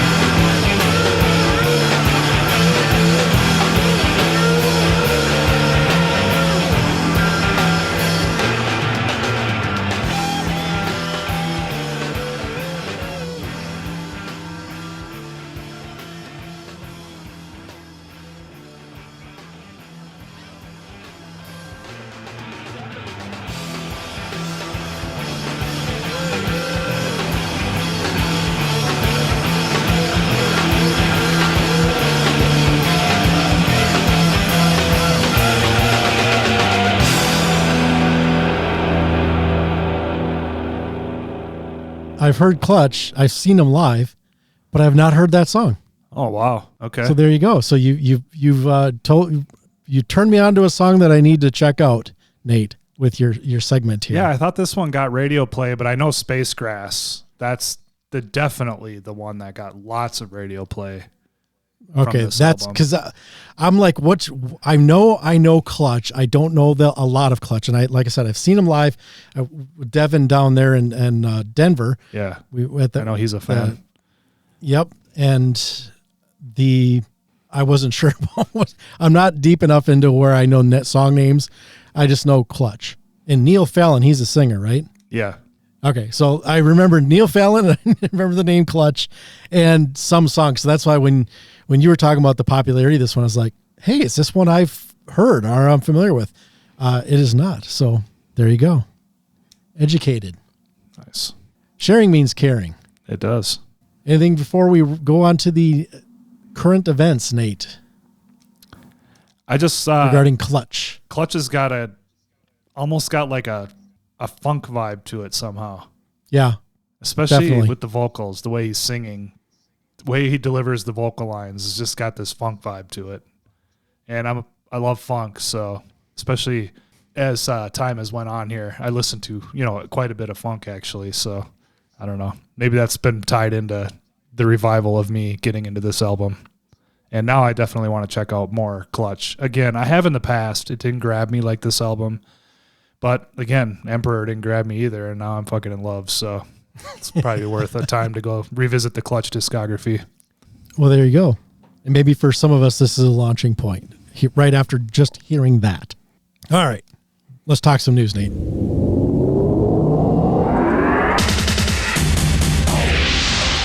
And now, the news on Disciples of the Watch.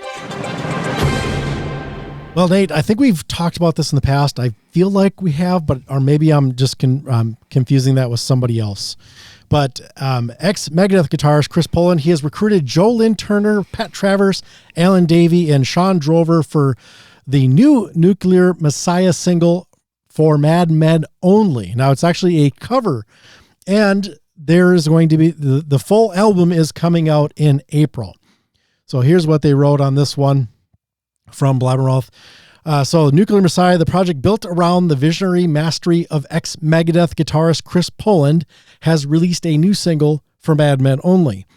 Joining Poland for his roaring metal cover of the 70s May Blitz tune for Mad Men Only is the inimitable LYNN Turner, of course, from Rainbow and Deep Purple and solo stuff on vocals, Pat Travers on guitar, Canadian master of guitar, Pat Travers, I should say. They didn't have that in there. I'm adding that. I'm fixing the story as I read it. Powering the song forward alongside ex-Hawkwind bassist Alan Davey and former MEGADETH guitarist SHAWN Drover. It's a rousing, riff-riddled monster harnessing in serious style the unstoppable force that is Nuclear Messiah. Nate, May Blitz. Have you ever heard of May Blitz? No. Yeah, same. I was even when I was doing Time Travel Radio and digging through stuff, I don't even know if I heard that band name. So curious to.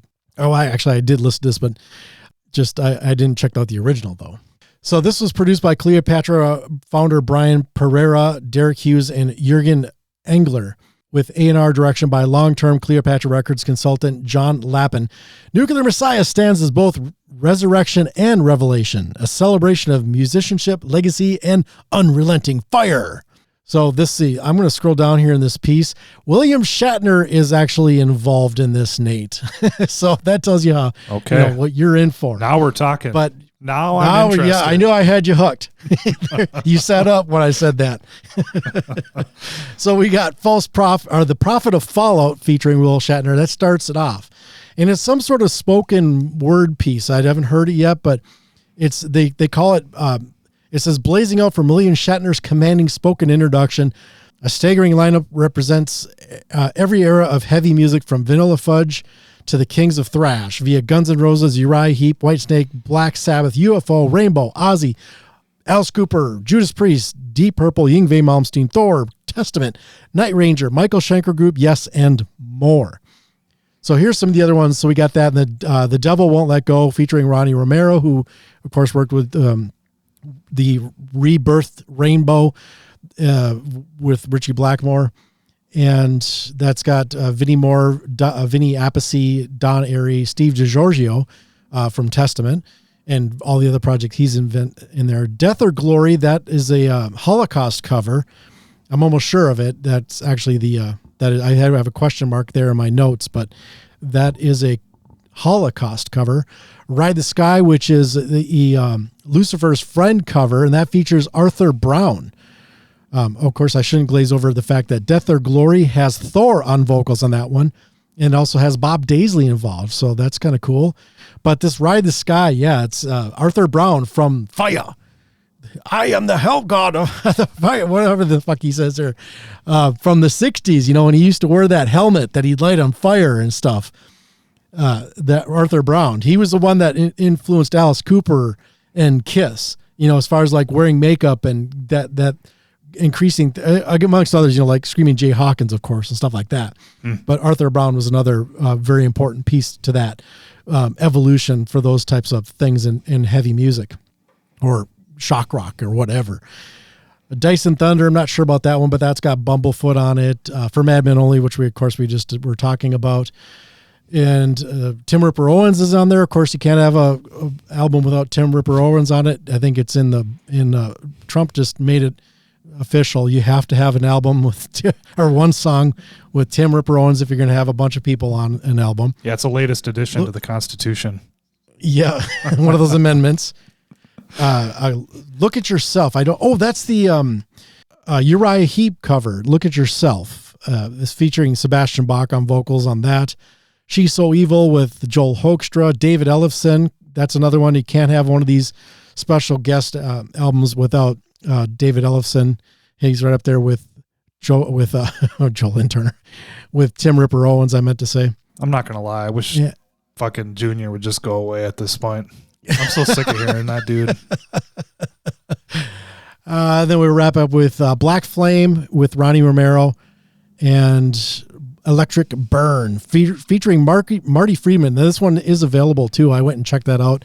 Mark Lopez, formerly of Metal Church. He did one post Mike Howe Metal Church album, and he's not on the new album, and he's butthurt about it. He's actually got a pretty cool death metal song. I'm going to be playing it on the radio show next time I'm on. I can't remember the name of it. It's like, nope, it's not that. I forget the name of it. But if you look for Mark Lopez, he does a pretty good like black or death metal type of song on the whatever it is I'm blanking on if you want to dig into that. Of course, use your Google machine. But yeah, Marty Friedman, I wasn't impressed with that one. I was hoping like the Marty Friedman part would kind of help it pop a little bit more.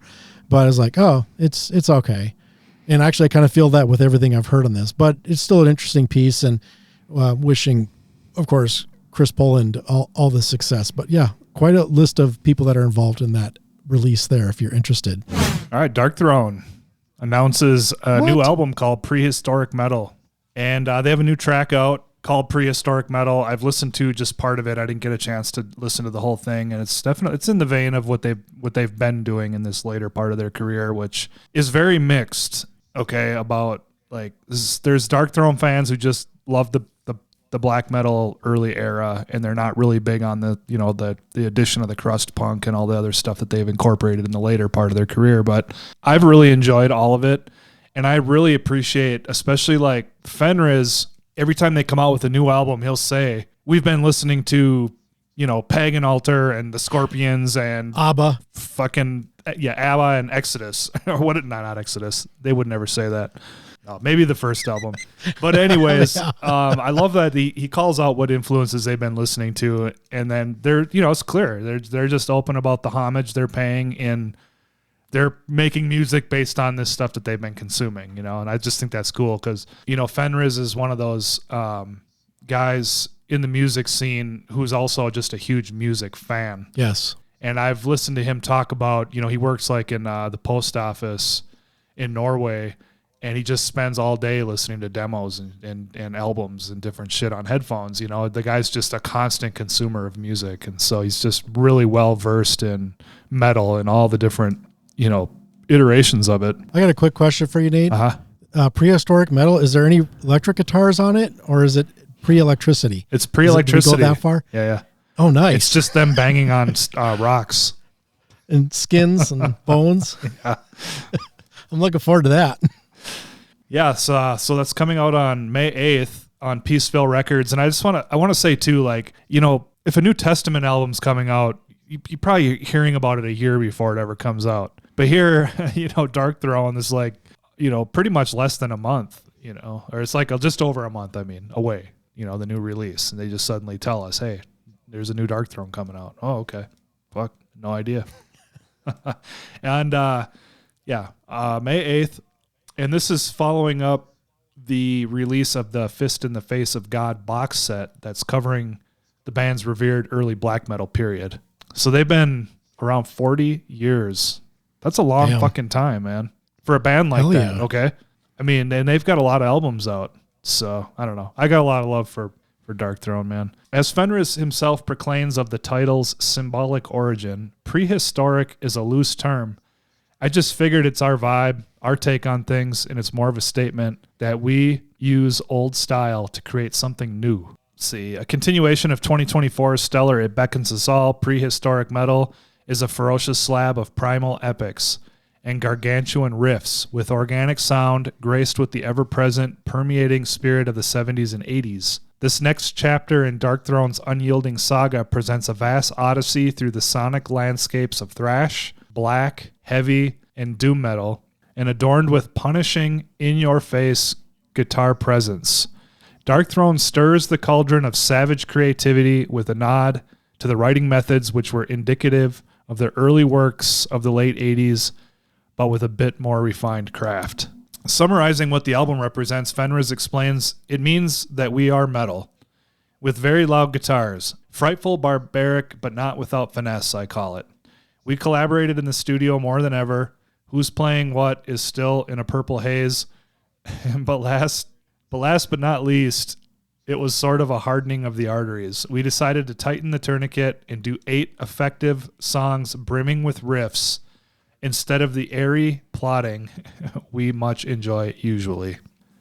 This was recorded at Chaka Khan Studios in Oslo with production work conducted by Ole Osvedal. Oh man, Silge Hogevold and Mads Lewis. Yeah, some of those Norwegian names are tough. Mastering was carried out by Jack Control at Enormous Door and Maurer Applebaum Mastering. There are 8 tracks on this album, and I will definitely be ordering it, and I'm fucking stoked for it. Especially because this one sounds like they're giving more of a nod to the, well, like it said, 70s and 80s. And, you know, especially listening to so much black metal now, I just been reminiscing on the bands that were the catalysts for black metal and for death metal. And they existed before those genres were defined. And so there was a lot of uniqueness in sound, like between Bathory and Creator and Early Destruction and Celtic Frost or Hellhammer and, you know, all those like bands that went on to be the catalyst for these extreme metal genres, but they didn't have that definition yet. I like that, and I hope that they kind of tap into that. Darkthrone does. Well, Nate, speaking of a surprise album, Neurosis have reunited for their first show in 7 years, and they've surprise released a new album. This is brand spanking new. Nate, I don't think you're familiar with Neurosis, are you? I have not listened to very much Neurosis, no. Okay.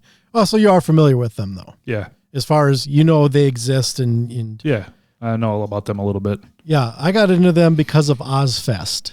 That's where I discovered them, and I'm not real deep in Neurosis, but some of their stuff, like Through Silver and Blood, for me is a great album, and they've got a bunch of other stuff that I enjoy as well. But this was kind of surprised because obviously the band had splintered apart a while back, and there was some problems with one of their members.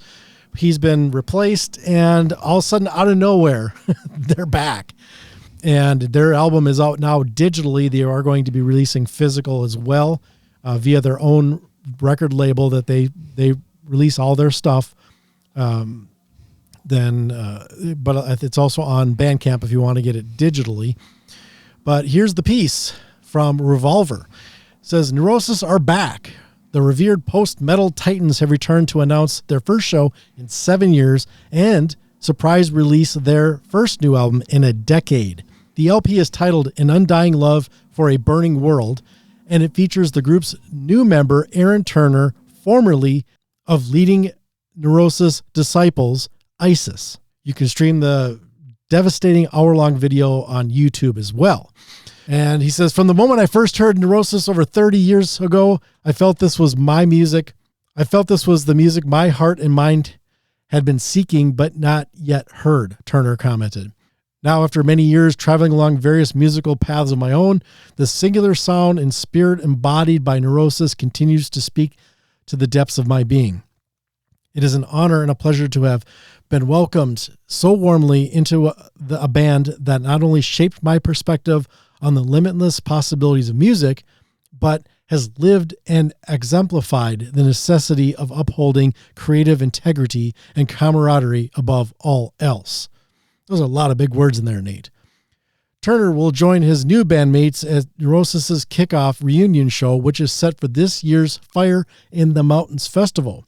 And that is presented by the Firekeeper Alliance, a nonprofit organization dedicated in reducing suicide in indigenous communities.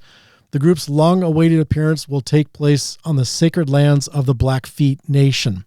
I cannot think of a more appropriate environment for us to return to the stage, Neurosis's Steve Von Till, who played the event as a solo artist in 2025, said of the band's reunion show. Last year's Fire in the Mountain Festival was the most profound music event I've ever been a part of. The weekend took on a healing, cathartic, ceremonial nature that is difficult to put into words. Using emotionally heavy music to build community and collectively stare darkness in the eye is something that we have always believed in, but using it to directly address the heartbreaking reality of suicide, grief, loss, and trauma is taking it to another level. Fire in the Mountains is scheduled for 2026, the 23rd of July. Jesus, what am I looking at? July 23rd through the 26th at Red Eagle Campground in East Glacier, Montana. Other bands set to perform include Baroness, Enslaved, Borknar, Yob, Alagok, and Full of Hell. You can also donate to the organization at the Humanitics ticketing site. They also have camping packages and glamping packages and all sorts of good stuff. But even just if you want to donate to the cause, I will have links in the show notes to the event to where you can do just that. And I listened to it all the way through. I enjoyed it. I think I'm going to wait till the CD comes out, though. Wow, and just like that, we're ready for some more music, Nate. I hope you're ready. Godsticks is the name of the band. They hail from Wales. This is from the album Void with a lowercase I. The song I selected is Watch It Burn. Here you go. Godsticks.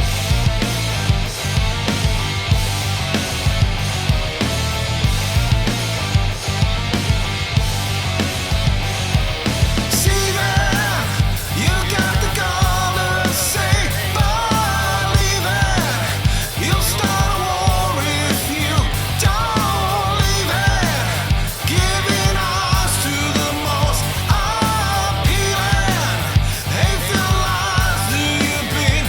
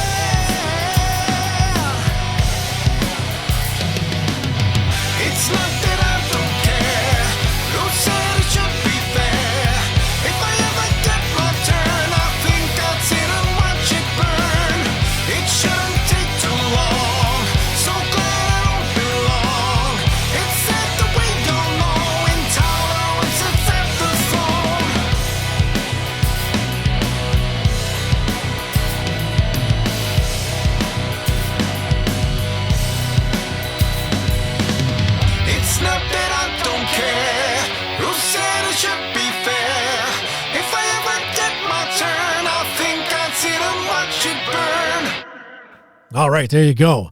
Thanks to Secret Service Publicity for sending that in to us. We'd much appreciate it. Godsticks with Watch It Burn from the album Void. And also don't forget, if you head to DOTWPOD.com with the show notes for this episode, you'll also get a link to the band so you can find them. Of course, you can find them if you search Godsticks on Bandcamp, but what's the fun in that? Go to DOTWPOD.com, click on those show notes, click on those links, and support the band.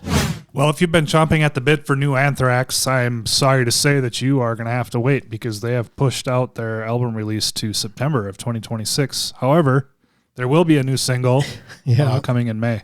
Yes. In an interview with Australia's Ever Black podcast, Anthrax drummer Charlie Benante spoke about the band's long-awaited new studio album, which is due later this year in North America via Megaforce and in Europe through Nuclear Blast. The mixing sessions, as well as some of the recording sessions for the LP, took place at Dave Grohl's Studio 606 in Northridge, California. Anthrax once again worked with producer Jay Rustin, who previously helmed 2016's For All Kings and 2011's Worship Music albums. Oh, I'd like to have seen a different producer. I've said this before, but I'm not a huge fan of either of those albums. Yeah, I was hoping for a different sound. I mean, but then with Charlie and Scott, there's a possibility, but I just starting to feel like this might be a little bit too akin to these, unless you're going for a three-peat. I mean, sometimes bands do that. They have 3 albums that sound kind of like they're all together in the same bucket, and then the next one will be different. I don't know. I'm still curious and, of course, very hopeful. Yeah, like the new Overkill, no doubt that I'll buy it.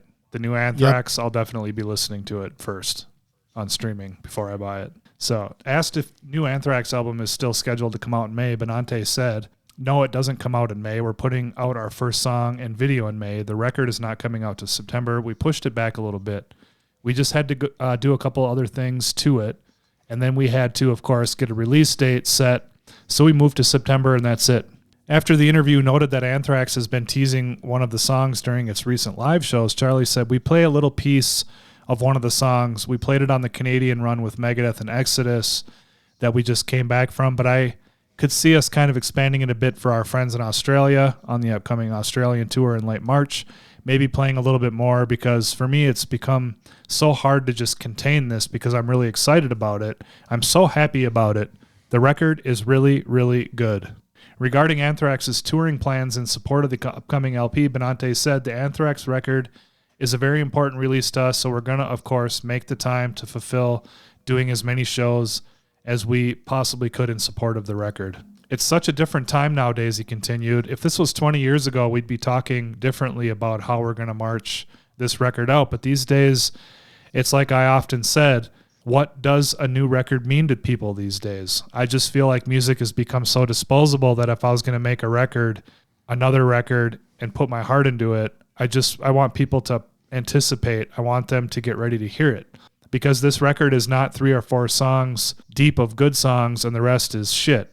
Every song on this record stands on its own. I mean, when one song finishes and the next one comes up, it's like, holy shit, this one's fucking just as good as the last." I'm sold. So there's a very long story here. I'm not going to read all this. I don't know. I want to believe that it's going to be killer because Anthrax has put out some of the best thrash out there. They're up there. They're in the big 4, right? Yep. There's no question. They're one of the pioneers of the genre. And I would love to hear them even, it doesn't have to sound like that stuff, but have that same heaviness, especially like Among the Living. I mean, fuck. I mean, they kind of peaked at that on that album, though. So, I don't know what to expect. But I am hopeful. But I'll have to wait and see. Yeah, the reason I will stream it before I buy it, and maybe the singles will change my mind, is I'm just going to decide whether I'm going to buy it on CD or if I'm going to get the vinyl and how much I want to spend on it. Overkill, I'll probably buy the vinyl and the CD.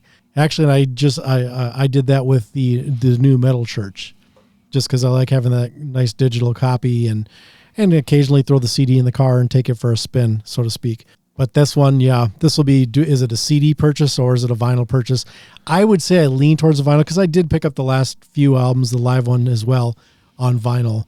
That one they did from Scotland, Kings of Scotland, or where the hell it was called. But yeah, I don't pull these out very often. As much as I like them, they're like good additions to the catalog, but to like the B level and lower of their songs. You know, they got so many other songs and records that I enjoy more. But I also do like in supporting the band as well. So that's why I'm probably going to buy it, and we'll see how these first few songs come out, however many they put out before September, before I have to make my decision. I feel like they've become radio metal, so that's why I'm not that stoked. Like, even the vocals are just, Joey's vocals are, I don't know, they've become too polished or something. So I see you added a little headline here. It says, Charlie Benante says upcoming Anthrax single is a fucking banger of a song. It's definitely a love letter to our fans. Yeah, my concern is that's going to be, the cheese factor might be through the roof. But I'm hopeful. I want the best for what Anthrax is going to be putting out. But it's just, I'm always like, I'm not going to dive in the deep end. I'm going to dip my toe, you know, or you know, jump in the shallow end, so to speak. Yeah. We're like you talk about with Overkill. It's like, I'm buying it, and if it disappoints me, well, that'll be a bummer. I'll still support the band, but I don't expect that happening. Right. Yeah. So it feels like it's forever away, but before you know it, we're gonna be like, geez, it's already September and Anthrax album's coming out soon. Right. or we'll forget about it like Goliath. Yeah. I'll be at the store flipping through the bin. I'll be like, oh shit, the new Anthrax is out. Then you have to drive home and listen to it again. Right. And see if you want to buy it. Well, here's some good news. Speaking of things that we talk about constantly here, Nate, purchasing music. Vinyl sales have surpassed the $1 billion mark for the first time since 1983. And that was, of course, based on last year's sales. We're still in 2026, so the trend may continue. I would assume so, but we'll see. Vinyl sales in the U.S. topped $1 billion in a calendar year for the first time this century, hitting $1.04 billion in 2025 per the RIAA. That's the format's 19th straight year of growth. Consumers bought an estimated 48.5 million new vinyl units last year compared to 29.5 million CDs. I'd be curious what those CD numbers are, but they don't say.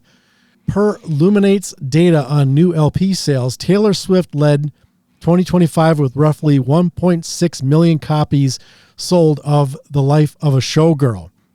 Sabrina Carpenter followed with around 292,000 for Man's Best Friend, which just the cover alone, it's worth it for you pervs like me. While Kendrick Lamar sold roughly 272,000 with GNX. Two catalog titles also cracked the upper ranks. Fleetwood Mac's Rumors at 190,000 and Michael Jackson's Thriller at 182,000. Good God. Still selling. Still selling. Where's Pink Floyd?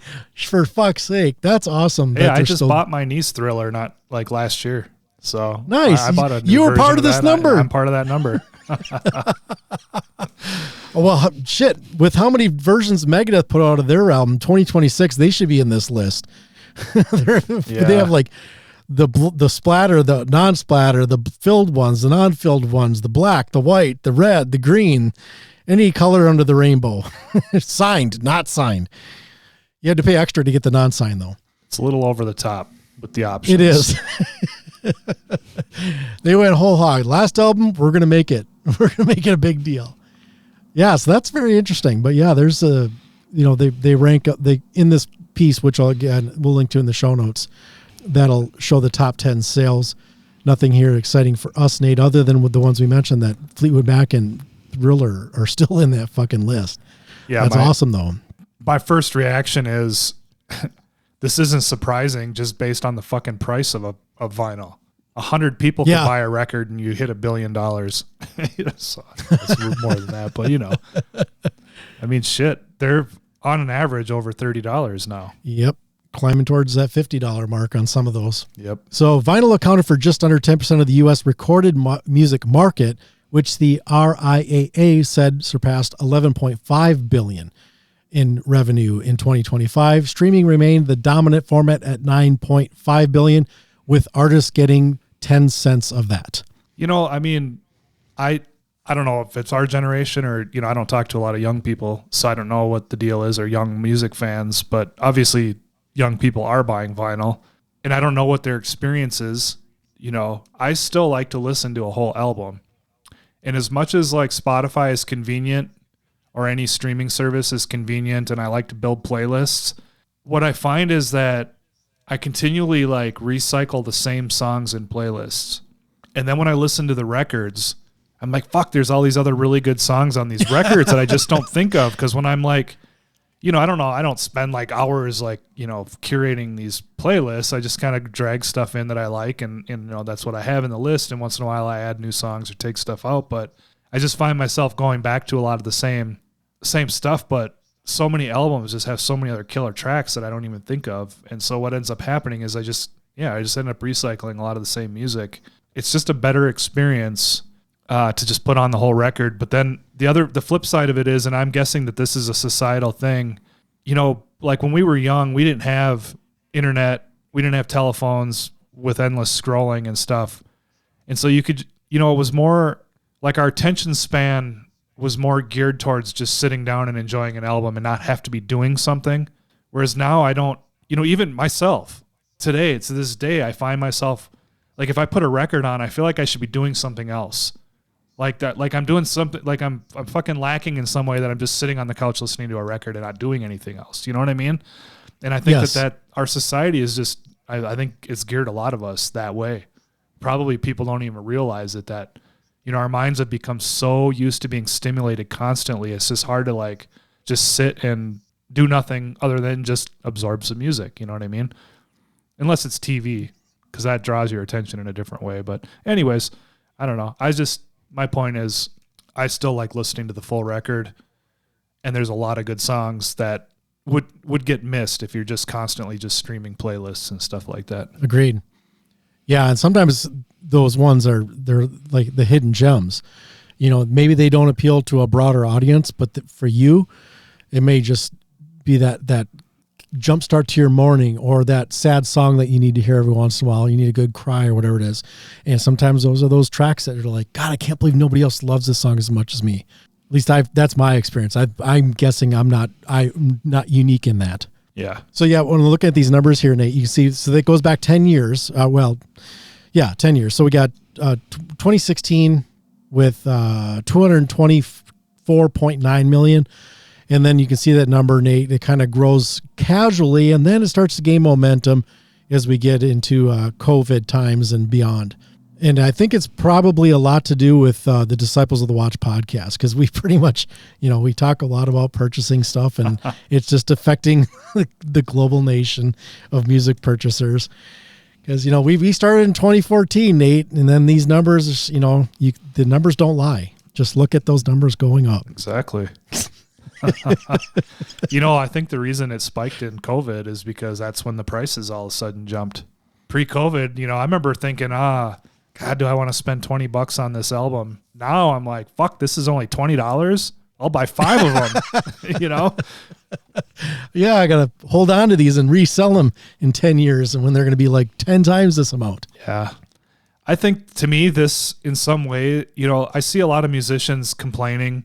I think even just in the Antariksh article, you know, where, you know, do people really care about albums, or, you know, they only want to hear a couple songs? And it's like, well, people are clearly still buying full albums, or there wouldn't be a $1 billion in sales in 2025 of vinyl. You know what I mean? So, and there's still just tons of record conventions, and there's still brick and mortar record stores. And so people are buying this stuff. Absolutely. Buying it or stealing it. I think the key is, are you putting out a good fucking record that somebody wants to buy and listen to? Or are you only making 2 radio songs with the rest of the album being a bunch of shit and filler? You know what I mean? So if you're putting out good music, there's fans out here that are going to buy that shit up. Absolutely.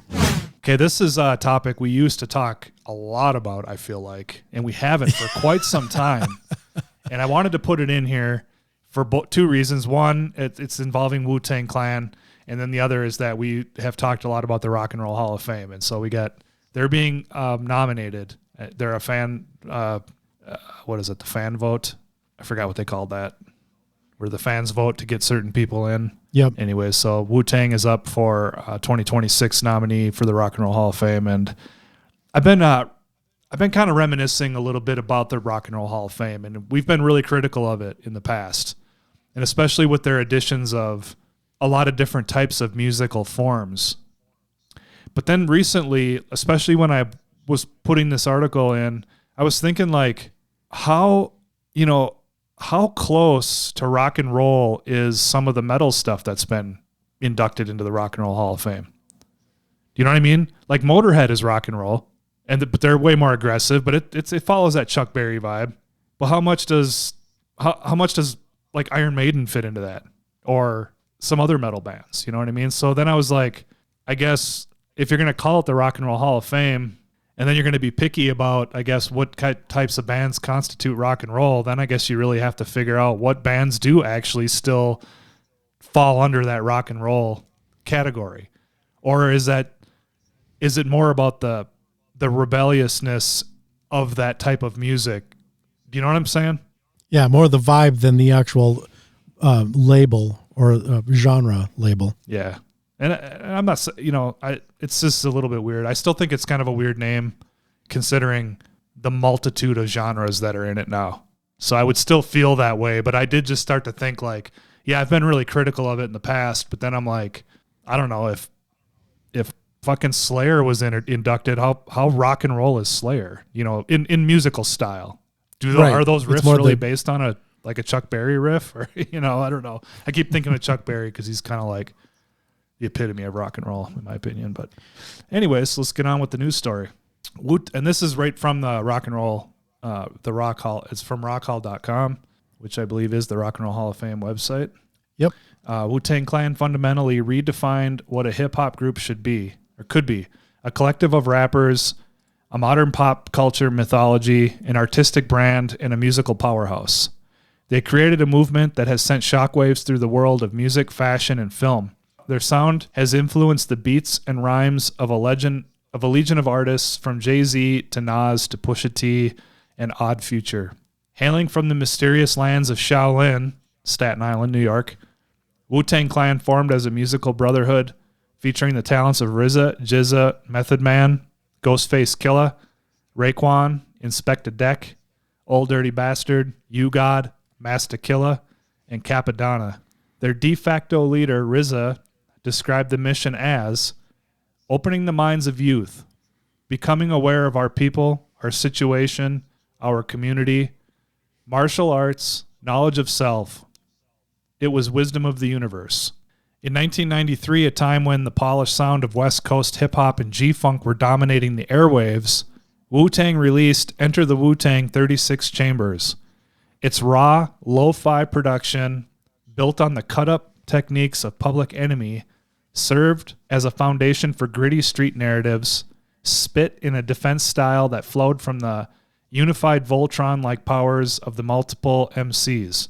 RZA's minimalist tracks were built from staples of soul music and kung fu films to create a world that felt dangerous, underground, and mythic. Critics recognized the album as a genre-defining work that brought New York back to the center of hip-hop culture. Their unprecedented business model allowed individual members to sign solo deals with different labels while remaining part of the collective, permanently changing how artists negotiated power and ownership. This strategy produced classic albums: Method Man's Tikal, Old Dirty Bastard's Return to the 36 Chambers, GZA's Liquid Swords, Raekwon's Only Built for Cuban Links, Ghostface Killah's Supreme Clientele, all of which expanded Wu-Tang's reach while reinforcing the group's central identity. No other rap collective has generated such a deep and influential body of interconnected work. Wu-Tang Clan achieved massive success, earning platinum-selling albums and staging global tours, all while their iconography, the W logo, martial arts mythology, the Wu-Tang Manual, and Staten Island slang became a worldwide cultural phenomenon. Wu-Tang is forever. And the nominees are RZA, GZA, Method Man, Ghostface Killa, Raekwon, Inspector Deck, Old Dirty Bastard, You God, Masta Killa, and Capadonna. So I hope to see them get in there. There's no doubt of their influence in hip-hop. And definitely they were fucking really gritty compared to a lot of what was being played at that time when they came out. So it's you know, you almost feel like you're in the streets when you're listening to it, I guess I would say, of New York. And if you haven't been to New York, I guess you don't know what the streets are like out there, but it is a unique city and it's a pretty fucking gritty place. So I thought it was cool. I hope they make it. All those solo albums, I've got all those on vinyl. I was wondering you were listening to those. I'm like, I think Nate's bought all these. Yeah, I've got all that stuff. I don't have all of the Wu-Tang discography. I have most of their stuff, but some of their releases aren't as strong. And so just like, you know, I love Antariksh, but some of their releases aren't strong, and I don't care if I own them or not. So it's kind of that way with Wu-Tang. But my favorite, you know, I know 36 Chambers is like, you know, that was their breakthrough, and a lot of people cite that as the best. But I really like the one that came out after it. Yeah, it's Wu-Tang Forever. That's my favorite one. Let's see if they make it. Well, good luck to the Wu-Tang Clan. Nate, we need to take a break and listen to some music from India. Like I mentioned, a little teaser at the beginning of the show many minutes ago. many minutes ago. Antariksh. Does that sound right? Yes. I'm asking again. Just say yes anytime I ask you that. Yes. It will move on so much quicker if you just say yes. They hail from India, like I mentioned. This is a single, Nakis. It's Naaqis, and is, of course, like a single. It said it's a single. It features Jacob Zeteki and Maman Khan. So here you go. Check it out from India, Antariksh. Right, Nate? That's right.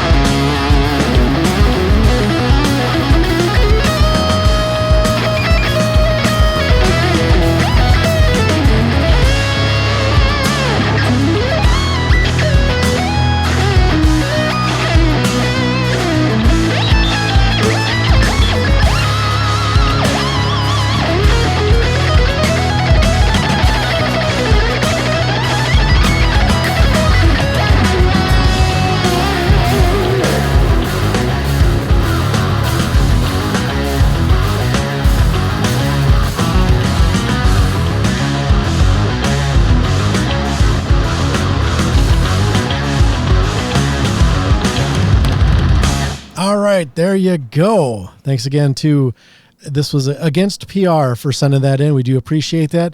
Antariksh. Is that right, Nate? You're all right. And just in case you're wondering, it's a Sanskrit word that means space, sky, or atmosphere. Nice. Well, thank you for adding that. I should have looked that up, but I appreciate you getting my back on that. No problem. And don't forget, if you want to check out this band and connect with them, and I'm not even going to tell you how to spell the name and stuff, just go to the website, DotWpod.com, and we will have a link in our show notes to connect with Antariksh. Right, Nate? You're correct. Yes, that is right. And that's the news.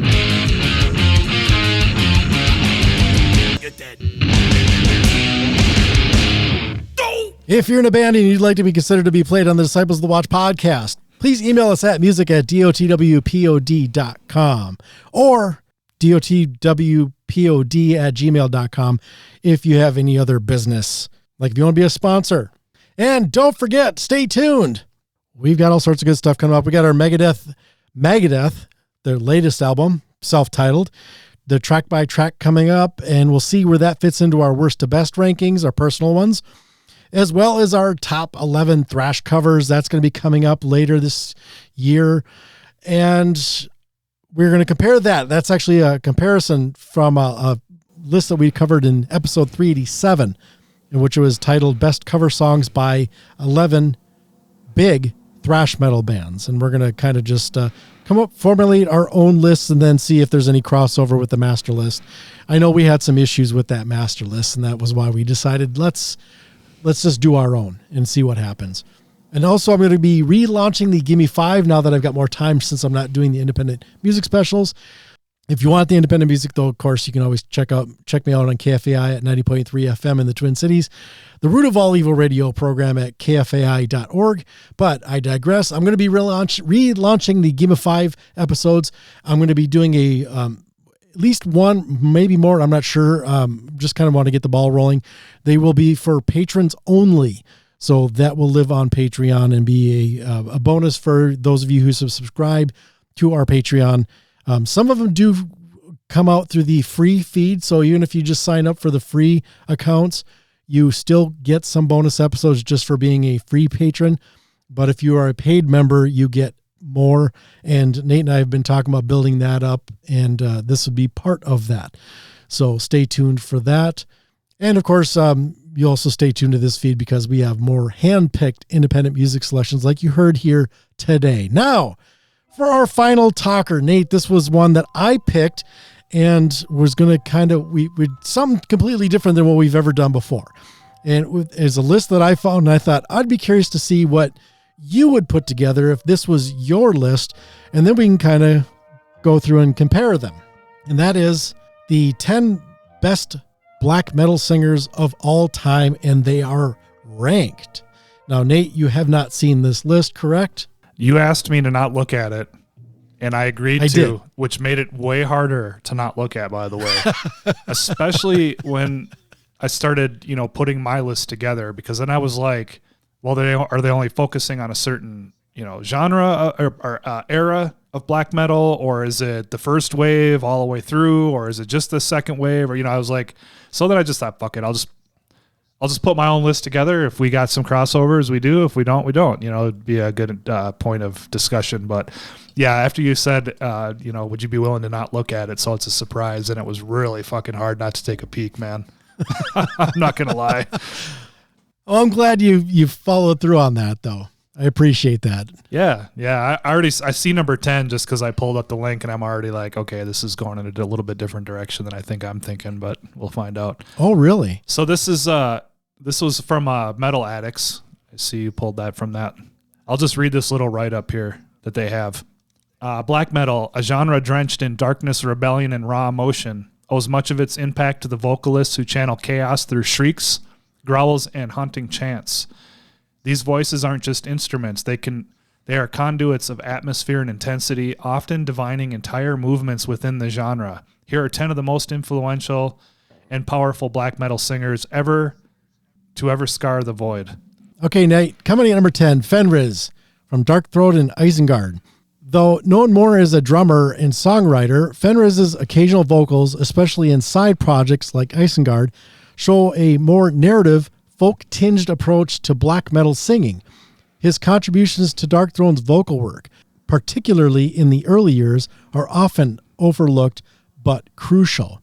Nate, thoughts on that? I do not have Fenriz on my list, and I would not have thought of him because he's not a primary vocalist for Darkthrone. He's added some vocals, he's done some vocals, but it's Nocturnal Culto he's the vocalist of fucking Darkthrone, you know? So yeah, and I noticed that the song they shared is a Isengard song. Yeah, and that's not even Darkthrone at all, so right. Yeah. Because they mentioned the Darkthrone was the first one they put in there after his name, but then they kind of flip it when they're talking about it being in the side project. I almost wonder if this is them throwing a bone because of his place in black metal history. Yeah, maybe, but why not pick Nocturnal Culto? I mean, he's the vocalist. I mean, most of the vocals you hear on most of the albums are that, and it's black metal vocals. I'm not super familiar with Isengard, so I can't really comment on that as a band. So I'm not even sure what the vocal style is there, because I know Fenriz has done some like doom style metal, and it's with the cleaner vocals and things too. So I don't know. I just don't assume him. I don't associate him with black metal vocalists. A phenomenal fucking drummer though. No triggers in his drums, man. When you hear his drums, they're barbaric and they're real. You know, they're not triggered at all. They've always been proponents of that, not having that. At number 9, Nate, we have Auriok from Mortis and Funeral Mist Marduk. Oh, I see. Okay, so Auriok, also known as Mortis, is the voice of wrath. His multi-tonal screams, ranging from primal howls to whispered threats, create a sonic whirlwind of violence and religious desecration. His work with Funeral Mist and Marduk exemplifies black metal at its most terrifying and unhinged. Martus, anywhere on your list? Yes, Martus is my number 8. And he's featured on Marduk's album Black Angel Plague Angel from 2004 and on. So he joined them about roughly halfway through. They've had a couple different vocalists before him. Definitely. Yep, he's on my list. I'll have to check out Funeral Mist. Coming in at number 8 on this list, Carpathian Forest's Nat Frost. Nat Frost? How do you say that one, Nate? Nat Frost. So, crude, venomous, and soaked in filth, Nat Frost embodies the depraved side of black metal. As the frontman of Carpathian Forest, his vocals are pure hostility, unfiltered screams, depraved snarls, and sadistic laughter. Albums like Black Shining Leather and Defending the Throne of Evil ooze with sleaze and spite, and his solo work only pushes that deranged persona further. Nat Frost is black metal's decadent anarchist, disgusting in all the right ways. Any chance that's on your list, Nate? I didn't include him, and now that I see him on here, I'm like, okay, I didn't even consider Carpathian Forest or Nat Frost. That's who he fronts, and then also he's got some solo records too, a couple of them, and I've listened to him a bunch. So I don't know. He never even came into my field of awareness when I was considering this. So. Yeah, it's interesting. I'll have to go back now and listen to a little bit more. Carpathian Forest isn't up there for me in the black metal as far as, they're not my go-to. I do have at least one of their albums, and then I've got his solo albums on CD. So there's no curveballs other than the Fenriz so far. Yeah, that one seems a little odd. The rest of them, I could see it. Now, again, I am a black metal novice. I'm not even sure if I can call myself a novice. But this one I would have expected to be higher. And at number 7, we have Abeth from Immortal. When his signature croak and tongue-in-cheek frostbitten persona, Abeth delivered some of black metal's most energetic and iconic vocals. Immortal's bombastic, icy epics wouldn't be the same without his charismatic presence. Thoughts on that position? Do you have him, first of all? Yep, I have Abeth at number 6. Oh, so this isn't too far off. Okay. Not too far off. Great vocalist, definitely, firmly entwined in the Immortal sound. I think that, Immortal was in the beginning of this genre of music, But the vocal style you hear from Abbath, I feel like is what became kind of a cookie cutter black metal vocal style. So it's a little less unique. I appreciate it because they were on the front end of it. And there's a few bands like that have that like a lot of people went on to like mimic that vocal style. Like Nickelback. Like Nickelback, exactly. Yeah. Yeah, they definitely belong on here, but they're not high up on my list. Okay, well, that's good. I just wasn't sure if this was sacrilege to have Abbath so far down on a top 10 list, but yeah, if you're saying you're in number 6, yeah, it's pretty close right there. I don't want to give away some of my other list yet. Otherwise, I would comment a little bit deeper, but when I go through my full list, I'll talk a little bit more about why I have them where I have them. Perfect. Well, and yeah, this is obviously all fresh for you. Coming in at number 6, Gall from Gorgoroth, Gall's Weird and Godseed. Gall is a black metal mystic whose voice conjures dread and awe. From meditative whispers to demonic howls, his vocal range is unnerving. He's also known for one of the genre's most intense stage presences. So, Nate, Gall, anywhere on your list? I had Gall on my list, and I took him off. I do love his work with Gorgoroth. I've kind of dabbled in Gall's Weird, and I have not listened to Godseed. Gall's Weird it's a mix of black metal vocals and clean vocals. But there's no doubt that his vocal contributions to Gorgoroth are fucking amazing. But this is nice. I don't know. I'm seeing now that I've probably included a little bit different range of black metal. So he was still on the black list, metal though, but I did take him off. Coming in at number 5, Nocturnal Culto from Darkthrone. Grim, raw, and minimalist, Nocturnal Culto's bark is iconic.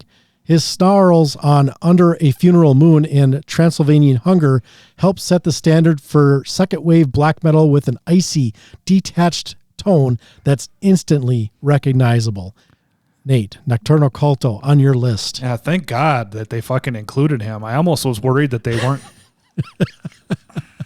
Yeah, especially since they had Fenriz. Yeah, because they had Fenriz. I was like, damn, are they going to not put Nocturnal on here? I mean, they got to have him. I've got him on at number 3.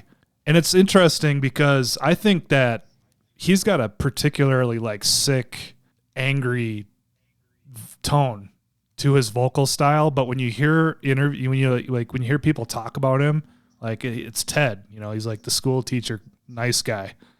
And then you hear him on like A Blaze in the Northern Sky, and you're like, oh fuck, man, this sounds fucking, crazy. I don't know. Yeah, he's definitely even that vocal style lends into what I was talking about that became a cookie cutter style, but his sounds unique.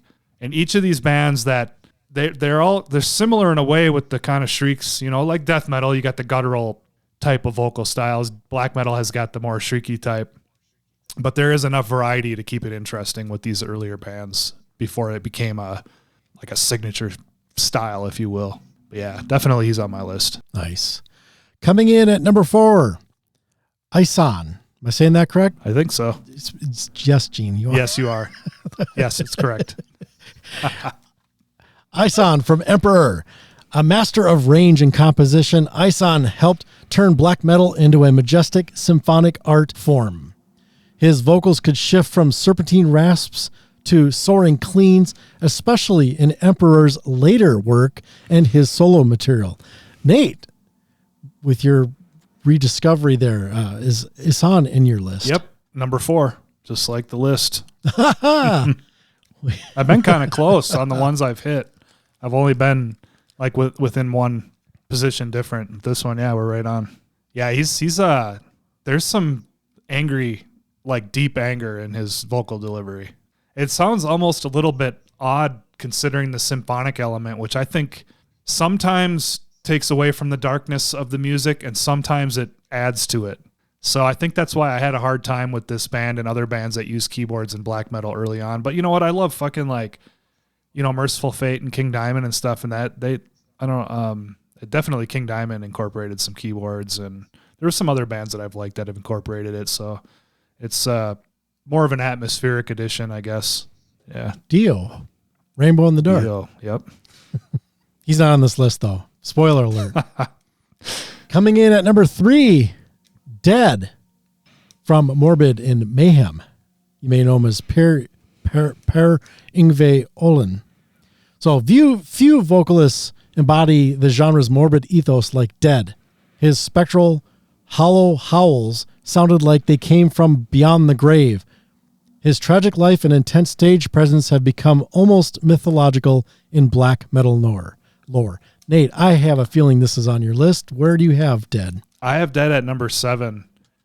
And he ended up further down my list mainly because he was only on live recordings or demos. He was never actually on like an official release. He, committed suicide when he was working with Mayhem.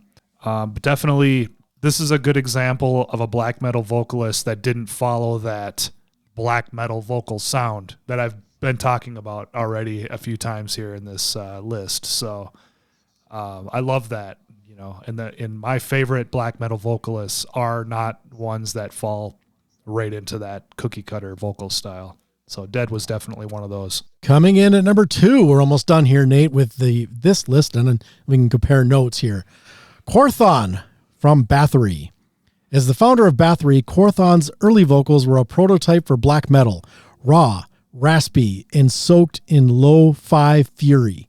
On albums like Under the Sign of the Black Mark and The Return, his tortured screams laid the groundwork for everything from Norwegian black metal to Viking metal.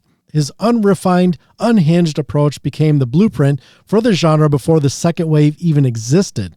Without Quorthon, black metal wouldn't sound or feel the way it does today. Quorthon from Bathory, Nate. I've got Quorthon on my list at number 10, and I specifically mentioned the first 3 albums, Bathory, The Return, and Under the Sign of the Black Mark, because when he switched to the Viking metal stuff, the vocal styles changed. But those first 3 albums definitely, like, you hear it and you're like, yep, I could see that this was the catalyst, one of the catalysts for the second wave of black metal. I'm glad they had to have him on this list for Christ's sakes, but I'm glad to see, that they actually do. Because, this was, Bathory would have been around before anybody knew anything about what black metal was, because that wasn't defined as a genre yet. How do you feel in being at number 2, though? I'm fine with it. Bathory isn't one of my go-tos for black metal, so that's why he's not further up on my list.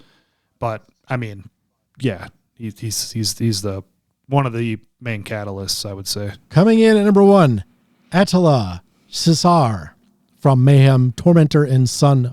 I almost said Sun O. Yeah, it's hard not to, but it's just Sun. I know. Caught myself. So Attila is the genre's mad priest, a vocal alchemist blending throat singing, guttural chants, and operatic laments. His unorthodox delivery on De Mysteriis Dom Satanis remains one of black metal's most theatrical and influential performances. Nate, where do you have Attila? Come on, Attila's number 1. There can be no nice, question. You matched. Absolutely the most unique vocals in the whole fucking genre. And the most wicked, spooky sounding. Yeah, in Mayhem in general, just the whole thing. Fucking Attila is the best, man. Yeah. And that comes from Reader from Metal Addicts, for those of you playing the home version. That was created. The list was from May of 2025. All right, let me rip through my list here. All right, number 10, I got Quorthon from Bathory. And again, I referenced the first 3 albums specifically. I've got Vorfalak of Samael. They were at the very front end of the second wave of black metal, and their first 2 albums, Worship Him and Blood Ritual, were very influential in what went on to become the black metal scene. I don't know much about their music outside of those first 2 releases. I haven't listened to them outside of that. I think they became less black metal, but those first 2 albums, the vocals on there are fucking awesome. And again, it's another example of bands that influenced the black metal scene, but didn't have that cookie cutter black metal sound or vocal style. It had a little bit more of a variety. And that's what I appreciate about Attila, is the fact that he continued to have a different vocal style throughout their whole career of, versus, again, that cookie cutter black metal vocal style. Number 8, I've got Mortus from Marduk. Number 7, I've got Dead from Mayhem. Also, he was part of Morbid. Number 6, I've got Abath of Immortal. I'm a little surprised this one wasn't on here. At number 5, I've got John Neudvit from Dissection. And it's mainly the first 2 albums. They only had 3 studio albums, then John committed suicide. But Rank Chaos is more of like a black thrash metal album, and the vocals, they're definitely black metal, but they're like, you can understand all the words he's saying. It's got a much cleaner approach, but with a little bit of a black metal tinge. But the first 2 albums are fucking black metal classics. So I have him on there. Spell it for me? John, John? Jon. So it's okay. So maybe that's why he's got like a normal name. Yeah, he doesn't Can't have be on like this list. Tormentor or yeah. Yes. Satan's taint or something. Yeah, come on. Yeah. Too fucking run of the mill. They're Swedish, by the way, like Dead from Morbid and Mayhem, but Mayhem is Norwegian. All right, number 4, I've got Isan from Emperor. Number 3, I've got Nocturnal Culto, of course, from Darkthrone. Number 2, again, no fucking mention, Nuclear Holocausto Vengeance of Beherit. The vocals on Beherit's Drawing Down the Moon are some of the fucking coolest in black metal. My top 2 black metal albums of all time are Mayhem's De Mysterious and Beherit's Drawing Down the Moon. And a big part of why Drawing Down the Moon is such a huge album for me is the vocal style. So really, yeah, cool. You know, and Bob actually turned me on to those guys. So way back, around 1993, I had moved into an apartment, and he came over and he had a copy of it, and it played it, and I was immediately like, oh, this is fucking awesome, because it just sounds really satanic. There's like this whispering quality with the vocals, and then it's like, it's got a drum machine. It sounds like dude recorded it in, his basement or whatever, but it's just, I don't know. It's very, very stark sounding. But I remember I was recording it, and Bob and I went to go get some cigarettes, and I had left my girlfriend at home while it was playing, and I came back and she was freaked the fuck out by that album. So yeah, I didn't expect him to be on the list, quite frankly, but I'm surprised not, because it's a very unique vocal style and one of my favorites. But yeah, that's my top 10 list. Very cool. So how was that experience for you? Yeah, it was fun. Yeah. I had a lot Even more. me, I'm not a black metal guy. I tied into the list more than I thought maybe I would. I wasn't sure. Well, it's personal, I mean, other than sometimes you have to give a nod to the people that, helped launch it, the architects, so to speak, the blueprint creators. Yep. So fun. Yeah, that was cool. I like that. That was neat. And actually, I think I should probably check their list out, check your list out, and use that for expanding my experience for the radio show. Because we do an hour of black metal from 4 a.m. to 5 a.m. I feel like you'd like a fair amount of it if you dug into it more, especially the music side of it. That's the easier part in a fashion, and it is what is drawing me in. It's funny. I had it in my show notes from earlier in the show, many minutes ago, and I kind of just jumped over it because we were talking about so many other different things. But when we went to dinner before we went to the Overkill show, and as we're walking out, there's this gal with a teacup Yorkie in her purse. And of course, we got to stop and pet the puppy. That's just, we have Yorkies. Snickers, he was a Yorkie. Mm-hmm. He was 6 pounds. And this puppy is maybe half that size. So they call it a teacup. Very tiny little puppy dog in her purse. So we're talking, and he sees my shirt. Angel's got her Overkill shirt on too. And he's like, oh, you got what kind of music? And so we're talking to this dude, and he's like, oh, I don't mind some of that stuff. I'm more into the extreme. And he goes, this guy's holding a glass of wine. His dog's got his wife or his girlfriend, whoever she is, it's got a little puppy in her purse. And he's like, more like, I got to have some black metal. So it's like, look nothing like what you would expect. Nice. For that. And so I was like, funny you should mention that. Of course, Angel's ribbing me like, do you got any business cards? I'm like, no, I didn't bring any, but I should have, of course. So just start talking about music, and then eventually her eyes roll back, and she's like, I'm going to go check on her reservation or whatever. So the dog disappears, but him and I are just going, and I'm like, oh, you'd love our show. My co-host down in Denver, he's a big black metal guy, and he's turning me on to it. And I said, I do it for the radio show and blah, blah, blah.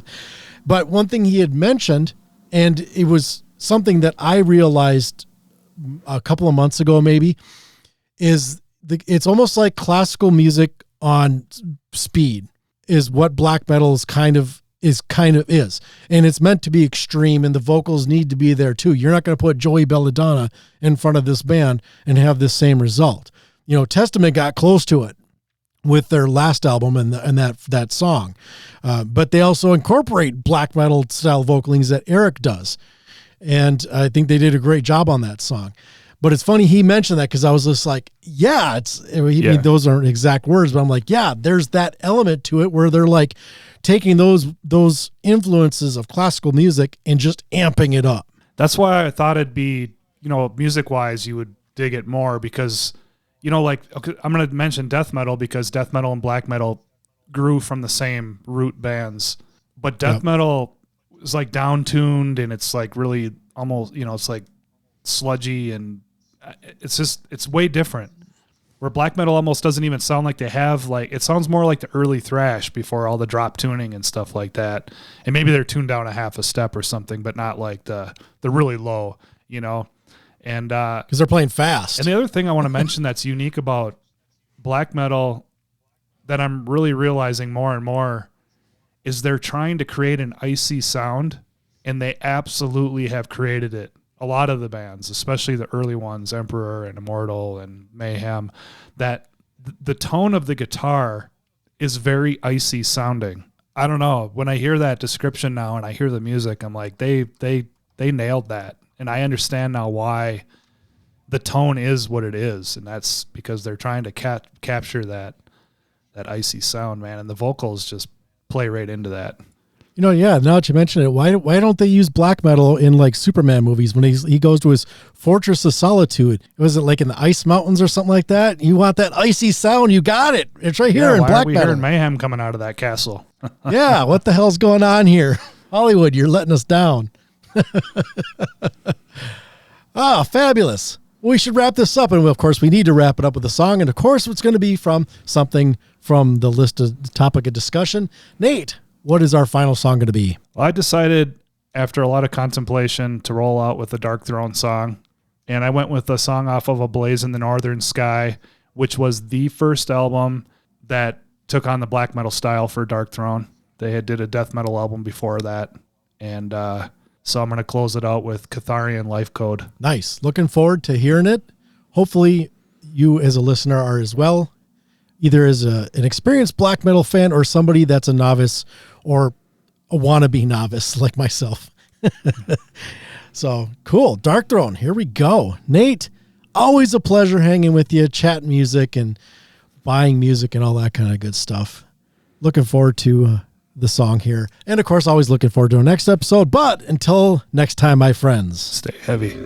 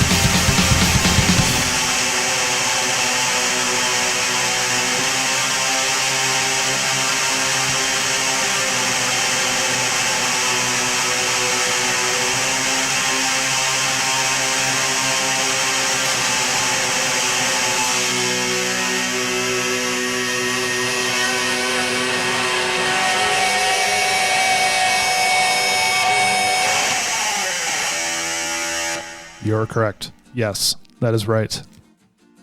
Thank you for listening to Disciples of the Watch. This episode was produced by Gene Vogel and Nathan Matnich. All music is property of the artist or the publisher. Please buy music and support the art we all love. Editing on this episode was done by Gene Vogel. Check out our website, DOTWPOD.com, for show notes, links, and more information on the show, as well as connections to social media. Don't forget to subscribe to the show using your preferred podcast application, or use our FeedBurner RSS feed listed on our website. Plug it into your browser or whatever app you're using, and then you will get all of the goodness moving forward. And you can also download the show as MP3 files from DOTWPOD.com. If you'd like to support the show, please click on the Support Us link at our website. As well, we have Patreon, so you can do a monthly contribution if you so desire, or purchase some of our merch from our website.